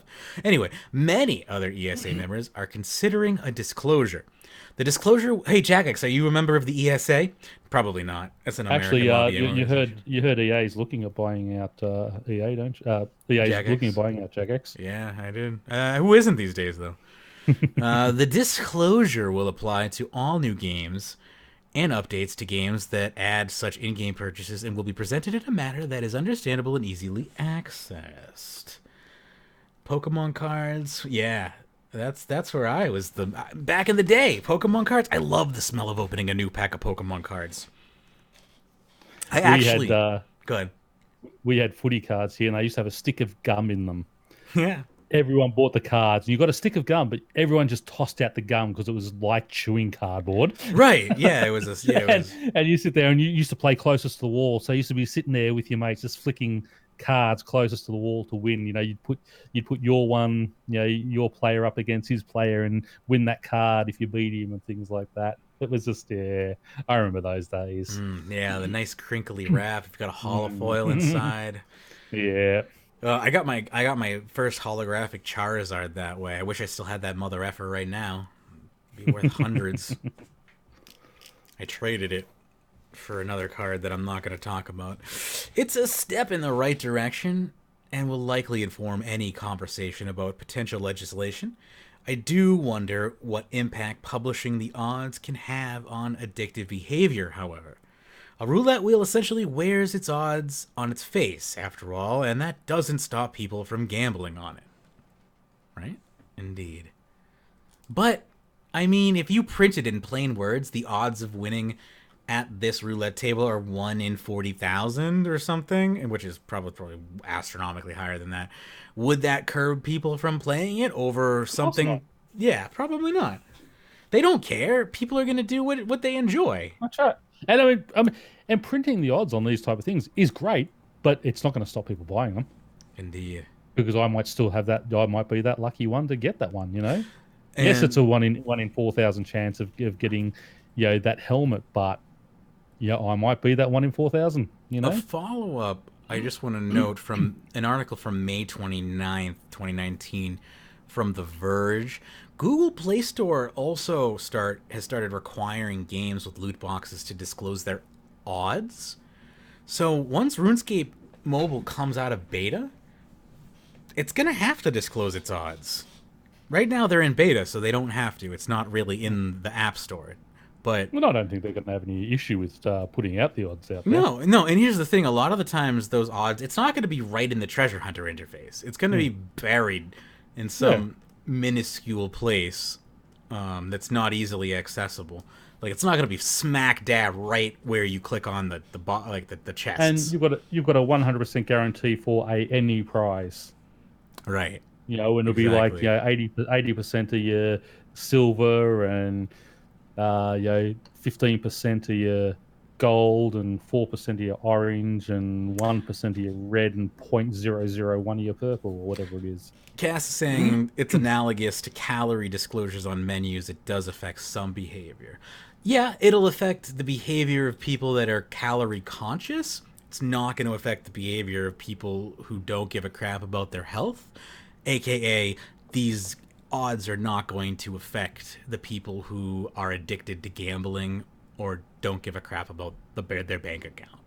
Whatever, whichever way you want to look at it. People who just want to have fun, and it's just their little bit of entertainment. It very well, like for someone like myself who's on the fence of loot boxes, it may help me. Like it may help people like myself. But if you are out to just do it, or if you have a gambling mindset, I don't know how much it will protect you. Similar to how if you are addicted to McDonald's, how much does printing the caloric content on the side of 400,000 calories. It's actually not that bad. Yeah. But yeah, good. I gamble. I don't mind the gamble now and then. The odds would not stop me from buying it if I feel like buying it, but neither. I'll do it if I feel like it, and I won't if I won't. On every bottle of alcohol and every box of cigarettes, there are warnings about how they will kill you, and it doesn't stop alcoholics from buying cigarettes. It doesn't stop people who are addicted to cigarettes from buying cigarettes. It's there sometimes. And that's it. And there comes a point where people need to start taking responsibility for their own actions and things. And if this helps, people are still going to do it regardless. So, we've tried prohibition before. It doesn't work. People just find another vice and go and do something else. So. Right. Prohibition's definitely not the option. Cass saying, yeah, it's meant to discourage impulse buys, like someone considering fast food, or warnings on cigarettes, not meant to deter smokers or casuals. So not meant to deter the people who are hooked into it, but maybe to deter newcomers that aren't addicted. In an ideal world, all this will just be put straight into Solomon's store and we pay an actual price for it. But people would scream, they'll go and spend $450 on a key pack, but ask them for $450 for rent for your Nature Sentinel outfit. They'll go nuts. I said rent. We have very different priorities. But where our money is going. I know people out there who will never smoke a cigarette in their life, but they will smoke weed all day. And it's like you're still combusting plant material into your lungs. Anyway. So, sometimes people just have really weird priorities as well, where they'll draw the line on things. But anyway, let's continue on here. What else we got? Victor Trader suggestion. This is by Connor for Real, who says, in addition to the normal trading of bonus XP for credits at his store, I would like to suggest that other unwanted treasure hunter items can also be traded in for credits. Items that can be traded in for credits may include items like, and not an inclusive list, combat dummies, skill training dummies, proteans, and other rare item tokens. I think this would be a good way for us to trade in items we don't want to use for some credits to use on something we would like to buy from Vic. And I thought this was a great idea because I don't use combat training dummies, and I got a bank full of them. When they come up now, I just trade them in for oddments. I just take the 10 or 20 oddments for them when they come up now because I got so many that I just never use. I love. And things like your lucky chaotics and things like that you're never going to use because there's so much better equipment out there now. Turn them into I just destroy them. They all sit in Diango, but to be able to trade them in for these, I think would be a really good idea. I thought this was a nice, fresh suggestion. Yeah, I did too. As far as being able to make a suggestion that involves the microtransaction system and it not be remove the microtransaction system, you're already, one up. But it's a good way to recycle things that you may not want. Similarly, how you could have just cashed a lot of those items out in the first place, but some of them may not have been cashed, may not be from Treasure Hunter specifically. Or are they all lucky items? Like, what was his... No, they're all rare item tokens, combat dummies, skill dummies, proteans. Yeah, all those. Yeah, so basically, unwanted stuff from Treasure Hunter. Just grinding it down back into Treasure Hunter just sounds reasonable to me. That's it. So, like, you're trading your shitty XP, octopus backpack. Just have, See, but the octopus backpack I got, but I those are sort of those quirky type things. I keep those, but lucky chaotics and things I don't care about. Right. I'd happily trade those all in. Right, same. Yeah, I don't need those. Moving along. Stuck in the Past by Decano. That's as far as I'm going to get into that name. Hello, dear RuneScape Forum members. My name is Muraka. He's from Uruguay. So that's all I Mauricio. Mauricio, thank you. Wow. Yeah. I come here not to start a discussion or offend anyone. I just want to express my feelings. The truth, my truth, which I feel like expressing, is that I haven't had much fun since I played RuneScape in the pre-EOC era, like 2011 to 2012, when RuneScape was fun. Minigames like Soul Wars, Castle Wars, Clan Wars, Fist of Gothics, PvP. I haven't played RuneScape in months, and when I log in, it's just to do farm runs in for a few weeks since I bought a bond. I feel like I have a dagger in my chest just asking for fun like the old times again, which I can't find to satisfy.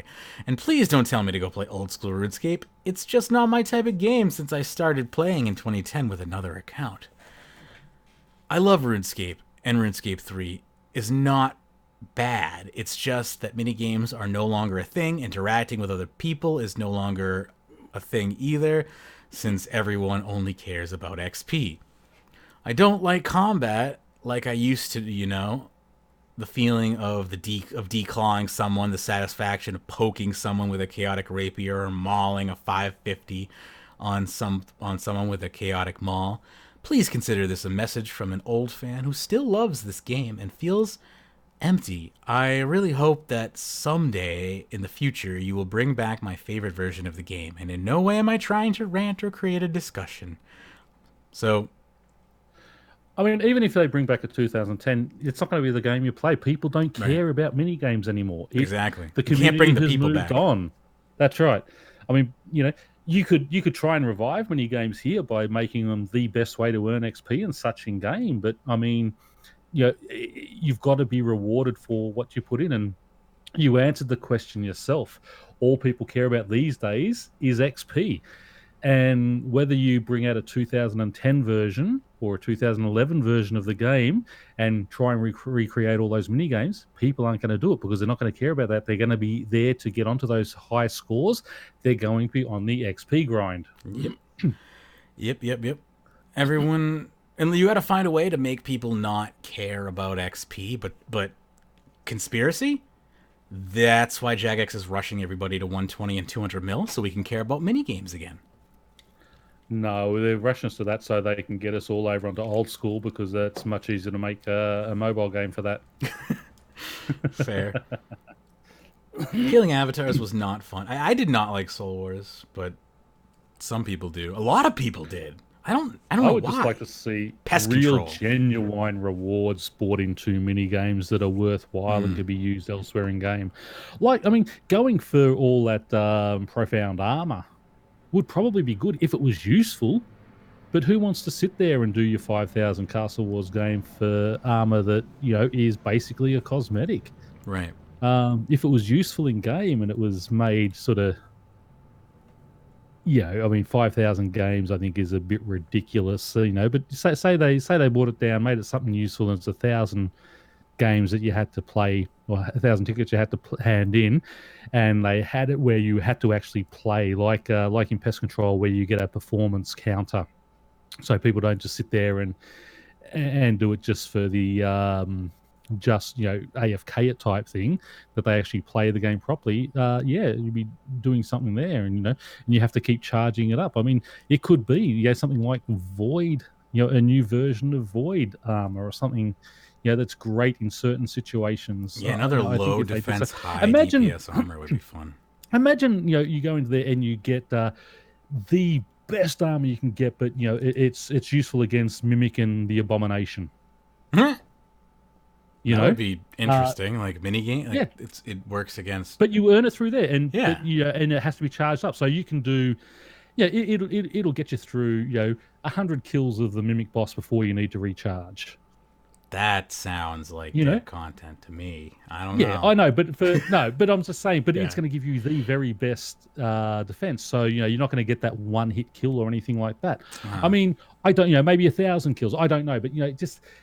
You need to have something, and I'm just spitballing here, but you need to have something that people desire to play these mini games.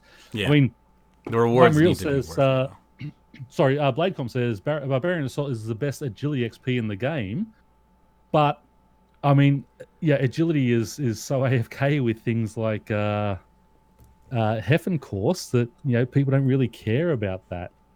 And people are just not willing to be coordinated with each other to even bother. Yeah. They'd rather they would rather it take probably 3 times as long and be AFK than be full into the game and have to coordinate with other people, which is sad. I mean, and especially they'll just go and spend their money on Silverhawk boots, run the Heffen Course, and it's not that hard to get the XP these days. Yeah, I want to play BA because we've got to do it for trimmed, but it's just. I just shudder thinking about trying to have the people on at the same time, play the game,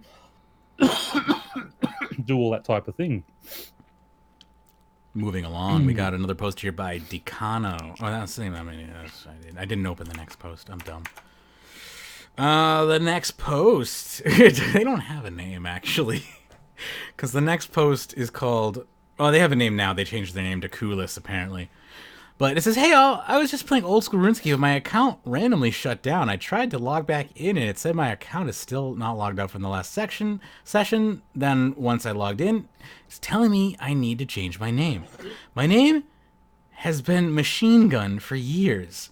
This is the first time I've bought membership in half a year and I could barely afford it. Now I can't even talk in chat or to a friend because I have no name. It tells me Machine Gun has been taken. Why? Now I can't play today. Are you kidding me? How about a warning before you go and shut someone's account down that is a member? Machine Gun is not an inappropriate name. People play Call of Duty and shooting games all the time. I didn't think Magebot was an inappropriate name, but gotta fight the power. That's a little silly. If someone's put in a complaint about it, especially after, how sensitive we are with all the issues going on with shootings and that these days. I don't find any offence to it, but if someone has and they've deemed it an offensive name, then there's not much you can do about it. Yeah, I'm surprised that Jagex. It just seems arbitrary what they're willing to take action on and what they're not willing to take action on, because I've seen people walking around with like Heifer Pussy. Yeah, We thank have you. in our clan. I mean, that name, I sat there looking at that. Are you serious? How did you get away with that name? Oh yeah, they're But ridiculous, like sexually inappropriate names, and like oh tons yeah. of those in the game, and they never get. Hmm. But this guy's name is, I'm a fan. I don't care like what his name is one way or another, but No. I just feel like that is fairly benign. If his name was like Yeah. terrorist machine gunner or something, it would be an I issue. think, Go as ahead. I said, I think just because of the current climate we've been in the last couple of weeks with what's been happening, that's why they've done it. Yeah, I agree. If this had been done a year ago, I don't think anyone would have said boo about it. But I mean, I'm not even going. I've only ever reported one person for a name, and I'm not going to say what it was on here, but it was, it was very offensive, and I don't know how it got through in the first place, using a bunch of numbers to replace letters and things, obviously. But yeah, generally I'm not worried about names, but yeah. Yeah. Well, he got a new name. He'll live. That's it. That's all you could do. I mean, mean, if that they or you said- just rally your Jump on podcast YouTube and base. get everyone behind you. Yeah. To harass them on the forums. Anyway, what we got here? The old days. My name was still in Rune Plate Body Scamming. Yes, yes, yes. I just want to say, Tufty has come in and says he's going to pass this along to Jagex for review. He's not going to promise anything about getting the name back, but you should get an account about what's going on. So I'm just popping to the end to see if he did actually get a response that he's posted to let us know. I doubt it. No, it doesn't look like he has reposted anything from any response. But yeah, I mean, if someone has, yeah, so it wasn't stolen. Someone said, oh, someone hacked his account and stole his name. It wasn't stolen. It was removed. So it is removed as an offensive name. Right. Next up here, Elder Rune +5 bond scam from our buddy Jeremy Chang.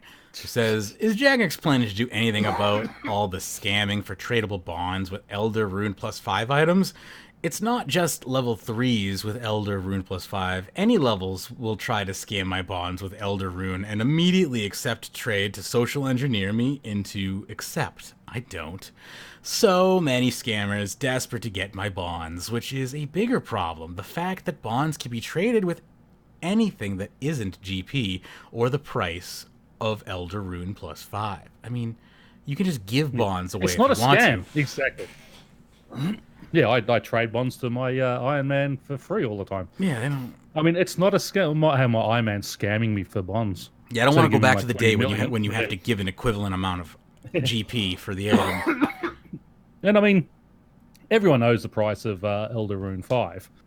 Yeah. I'm sorry if you get scammed for it. Well, It's your fault. You're not getting scammed. You have made an honest trade for that bond. what If you don't want it, go and buy it on the GE. You know. Well, yeah, what you need to understand is when you're selling something like that, if someone puts up an offer that is not in a liquid GP. form, right, Exactly. or other bonds or something, yeah, it needs to be something that is directly linked to cash or is better than cash. Otherwise, stuff like this can happen. You should never sell your items for other items unless you are in a bartering situation and know you meant to barter in the first place. That's right. It's like, I mean, a scam is I'm offering you a rune sword, and then as we're making the trade, I switch it out for a blue-right sword or something like that. That's a scam. What he's doing here, he is trading you something that says it's a monetary value of one thing. If you haven't checked that, that's not a scam. That's just a trade. Yeah, a bad trade, but a trade. Our next post here, I don't know if I'd consider this a scam either, but I mean, we're gonna look into this. This has got scammed for 120 million. This is by Arlac 3333. Dropped my stuff like an idiot. Now I'm pretty done with RuneScape altogether. But And then this is bold and underlined. I don't want to quit and never talk to my friends again. Then don't. Due to me being an idiot. I do have screenshots, but what's the use if I can't get anything back? And I can't stand myself for being so stupid and being logged in. And being logged in is a big reminder. I don't know why I'm even posting this. I just need to vent, I guess. Played this since I was little. Guess it's time to grow up. Oh, yeah. I mean, don't dump your stuff on the ground. If someone's asked you to drop your stuff on the ground, they're doing it for a reason. You know, you don't need to be dropping your stuff. You have tried an anti-scam, and you got done, and now you're crying about it. You only dropped it because you thought you were going to try and anti-scam him and get something out of him. Right. That's yeah. They left a lot out of that post. The fact that the items were dropped on the ground. No one just drops their items on the ground. Like, you were coerced into dropping your items on the ground, or you thought you were going to get the one-up on them, and you didn't. Everybody's tried that once, says Oreo. Yeah. I've definitely lost items to scams. Everyone gets scammed once. I had a guy who asked me to come to the red portal and the blue portal, or whatever it was, when I first started, and because he was shooting a YouTube clip, and could I bring all my dragon armor because the red looks really good on his screen. So I've gone, okay, he said, I'll give you a mil GP for that. And that was a lot back then when I first started. So I've gone down with him, and he goes, go through this portal, don't worry. It says it's the attack one, but just stay on this side of the line and you're fine. And I said, that's fine, see you later, keep your mil. And then he just started abusing me and calling me all sorts of names. But it's like, yeah, no, if you need to make a video, make it here. You don't need to take me to a portal that tells me, are you sure you want to go here? This is a dangerous area. Yeah. Some people get blinded by their own greed. I've had one of the most level-headed listeners that I've ever known get I think it was one of the expensive dyes that was worth like 800 million at the time, and they went and got scammed for it. And I would never expect that they would even try to anti-scam. But hey, greed gets the best of you. I just never forget the video. I can't remember the guy's name. He was an English guy. It was a Scuzzy, or not Scuzzy, but all right, that guy can't. Just 1 second, just because this relates to the last post. That other guy can't have the name Machine Gun, but this guy can have the name Tit Boss? What's up with that? Yeah, I know. Yeah, I know. Like, there's no... It's completely random. But Tit is also a bird's name. There's a bird called a tit, so he's just the boss of the birds. But yeah, I mean, again, report it. But yeah, anyway, I had to find him in game. It was just funny because it was like the video he's got up there. Oh yeah, this guy's trying to scam you for my purple party hat. Let's go see. And he's filming it all, and as he's done it, he's put it down, he's dropped it, and then you just hear, oh damn, oh crap, oh I don't think that worked. Oh, he's teleported me away. Okay, so he's gone running all the way back. Goes, yeah, I just lost a purple party hat. Well, I'm still going to post this as a warning to him. Don't be like me and try an anti-scam. That was basically the video, and I was just in hysterics. He's just like, he still had a blue party hat on his head, but yeah, he dropped his purple trying to anti-scam someone, and it was quite funny.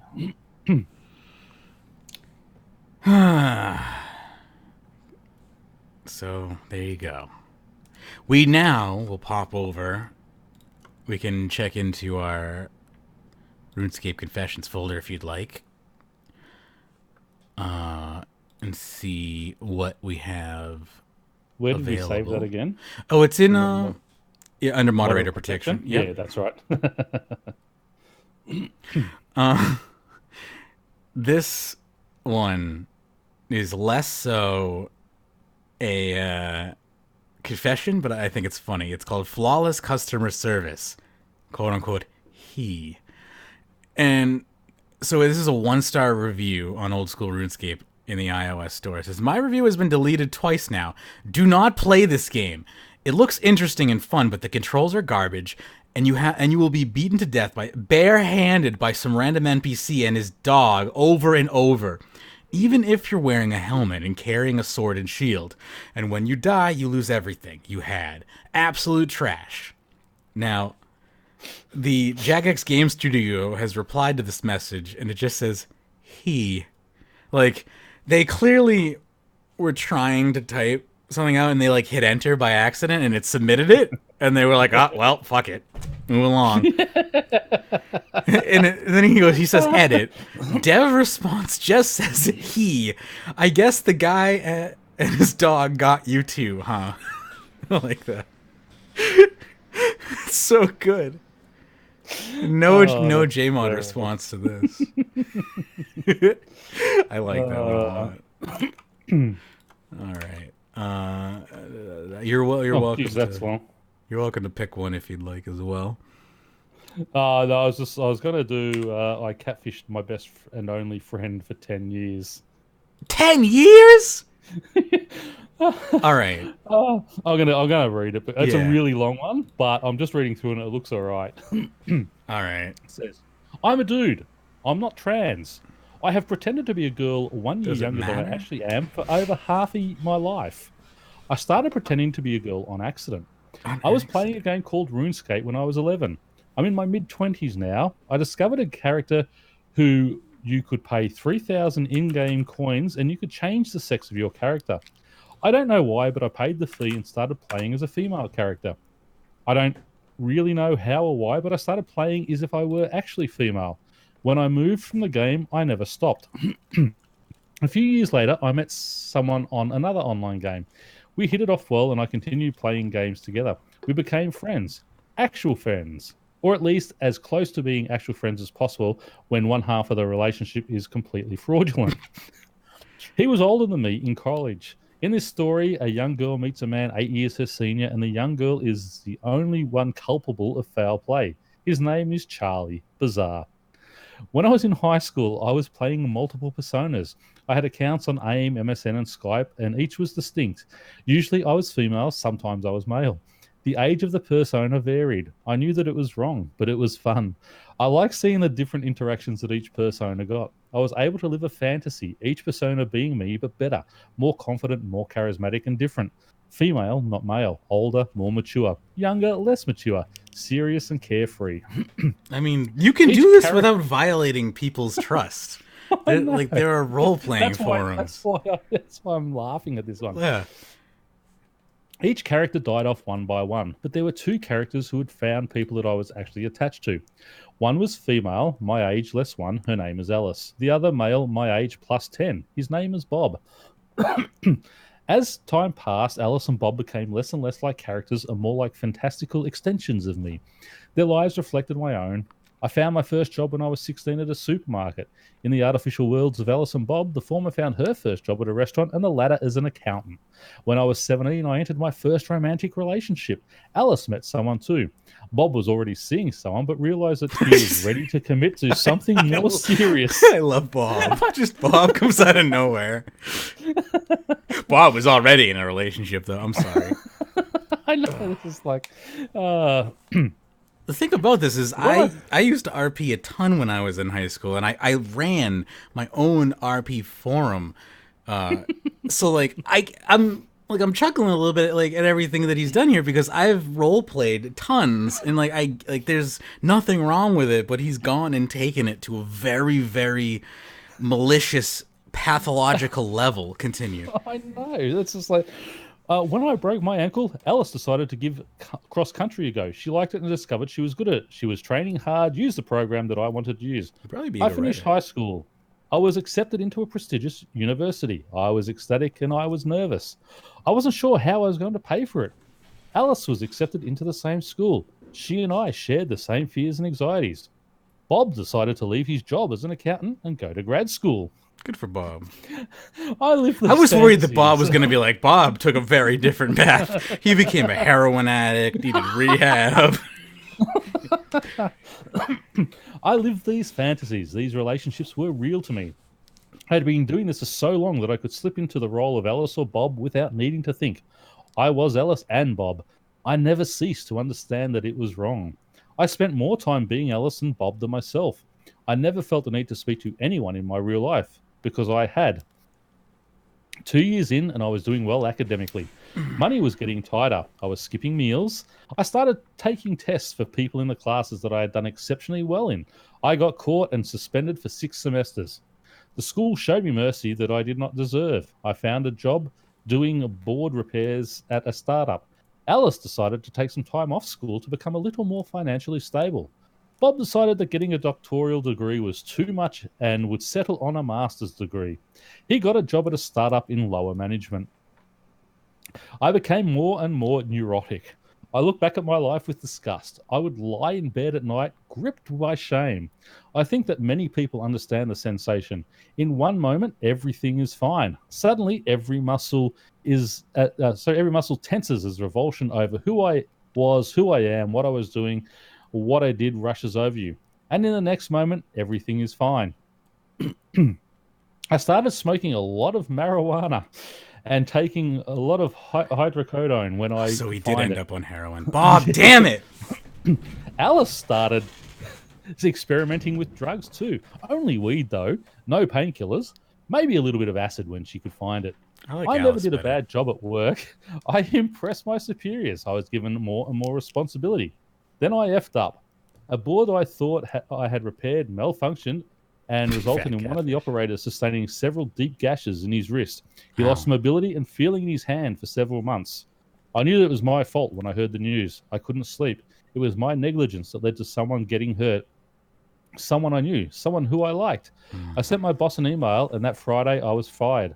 I knew that was coming, and I deserved it. Alice was laid off after the company declared bankruptcy, and Bob was forced to resign after pressing an unpopular in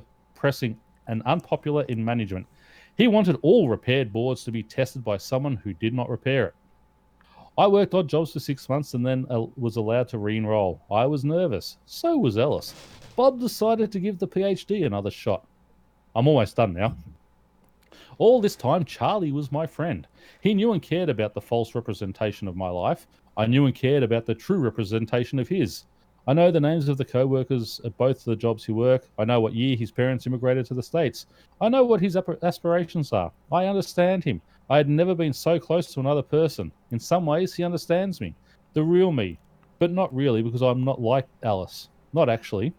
Anyway, I slipped up. We were playing a computer game with voice over internet protocol built into the client. I didn't use the audio driver that my voice changer fed sound into. In that moment, I knew that it was over. I turned the voice changer off and told him everything. He listened quietly. When I was done, he said, "Wow." Then he signed off the Discord, and that's it. I understand. I'm sorry if I could take it all back, I would, but I can't. I wish that I had done the second best thing and told the truth years ago. I always knew inevitably of it being discovered. I wish that I had found the personal fortitude to do the right thing. I didn't. I was craven. Too afraid and too selfish to do the right thing. This is my story. I wish it wasn't. I regret everything. I'll try to do better. So he's talking to his mate Charlie as this Alice. Mm-hmm. For that long. For a decade. And it all started in RuneScape. You know what? I bet it was that recruitment drive quest. Yeah. We all now. I mean, honestly, this has nothing to do with RuneScape on the whole, despite the fact that he starts his story in RuneScape. Yeah. This to me shows personality disorder and what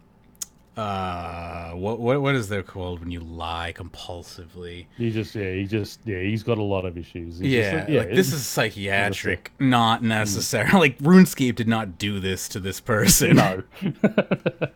Yeah, I thought it was the way it was reading. I thought it was because I read the first little bit and I thought, oh, this is going to lead a different way. But then all of a sudden, it took a very dark turn. It did. It did. Because I said it's a very. It was long interesting post. though. I read the first paragraph. Thought, oh, this looks all right. And then it this is what RS does to you. Don't lie. Well, here's the thing. Here's the thing. When I started playing RuneScape at the age of 12, that's about the time I started role-playing as well. And I had tons of role-playing communities that I was a part of during my teen years. And a lot of it was used because I was socially awkward and socially isolated. Number one, when I was in the 7th grade, I switched towns. 7th grade is probably, that's middle school, by the way. That's the first year of middle school for those not in America. So that's a really shit time for any kid. It's a really shit time to move to a new school. So I had 0 friends and everyone was just horrible. And I spent most of my time playing RuneScape. And when I got more into RuneScape, I became more involved in the roleplay community in RuneScape. And, I definitely had characters and whatnot. That's just how role-playing works. But the problem that this person obviously comes across is the fact that they begin taking their personas and using them outside of a role-playing situation, or really, which again, the role-playing situation would have been RuneScape. If they had just even kept this to RuneScape, it still would have been odd. But you can see with their school issues and their social issues continue throughout life that this person. It was very socially awkward, obviously. Yeah, they need made some those therapy. personas Yeah, online. yeah. There's stuff that they're not telling us. Good.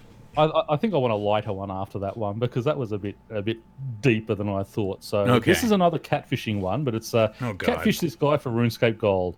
No regrets if you don't feel bad. I'm a guy, and this random guy on OSRS asked me if I would be his girlfriend. He thought I was a girl because my character is female. So I downloaded a camera hack for Skype, and I broadcasted a random stream from My Free Cams, which is a nude model site, to him over Skype. He took the bait and gave me 2 million gold. Then I promptly blocked him on Skype and now enjoying my 2 million in gold. 2 million gold for all that setup?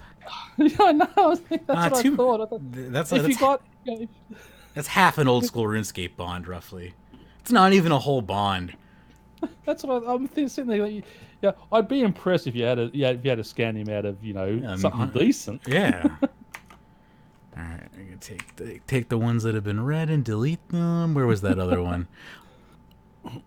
That was one. I catfish my best friend as a second. Is 1, 2, 3. I deleted the 10-year one. Okay. Oh, you done RuneScape Gold. Okay, got them. Yeah, catfish. Yeah, We're good. Good. Indeed. Those are. So the one I picked was not necessarily a confession. It was just kind of a thing. So I'll grab one more here, and that will be the end of it. This one is called "Used My Grandma's Phone to Pay for Subscriptions." That was the other one I was gonna do. Yeah, I like this one. This one, no regrets. This is filed under, and it says, "When I was younger, I was really addicted to the MMORPG RuneScape. Every time I went to my grandma's house, I would use her phone without her knowledge to pay for the subscription. She never mentioned anything about it, and I have no regrets. Plot twist, the grandma was paying for her own account, so never thought anything of it," says the top comment. No, that's and just you go to your grandma's house and you just every time you're like, "I use the phone real quick, grandma. Who are you calling? Don't worry about it." The grandma probably knew what he was doing, just didn't care because it's your grandson. I mean, if I had asked my nan, she'd be happy. Would have happily paid it for me when I was a kid. Yeah, not everyone's that lucky, but I mean, I wonder. I thought he was gonna say like 2 billion. I know, right? I like the first one, the plot twist with the grandma paying her own account. Yeah. The bottom one, she never noticed because it's like $5. Yeah, right.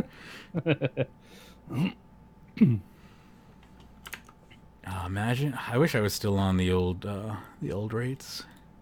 All right, so that's that, and that's our show. Thank you very much. It was a fun one. It was a good show. In the meantime, you can find us on social media. We got a Facebook page for you, facebook.com/rsweekly. We're on Twitter as well, @rsweekly. Discord channel, magebit.online. Toss that into your web browser, and that'll redirect you there. We're on YouTube as well. So check us out there if you'd like. Magebit.tv is where we do everything live. And if you want to support the show, you could do so over on Patreon, patreon.com/RuneScape. Get access to the pre-shows and any of our morning show audio and all that stuff, all brought over to there. It really helps us out if you support the show as well. And you can also do a one-time donation if you'd like, paypal.me/RSW if you're interested in that. Check out my personal projects over at magebit.me. Big special thanks to our top patrons. Ricky A, Cass, Dialo, thank you so much. Sudwood, thank you as well. You kick ass. You all are amazing.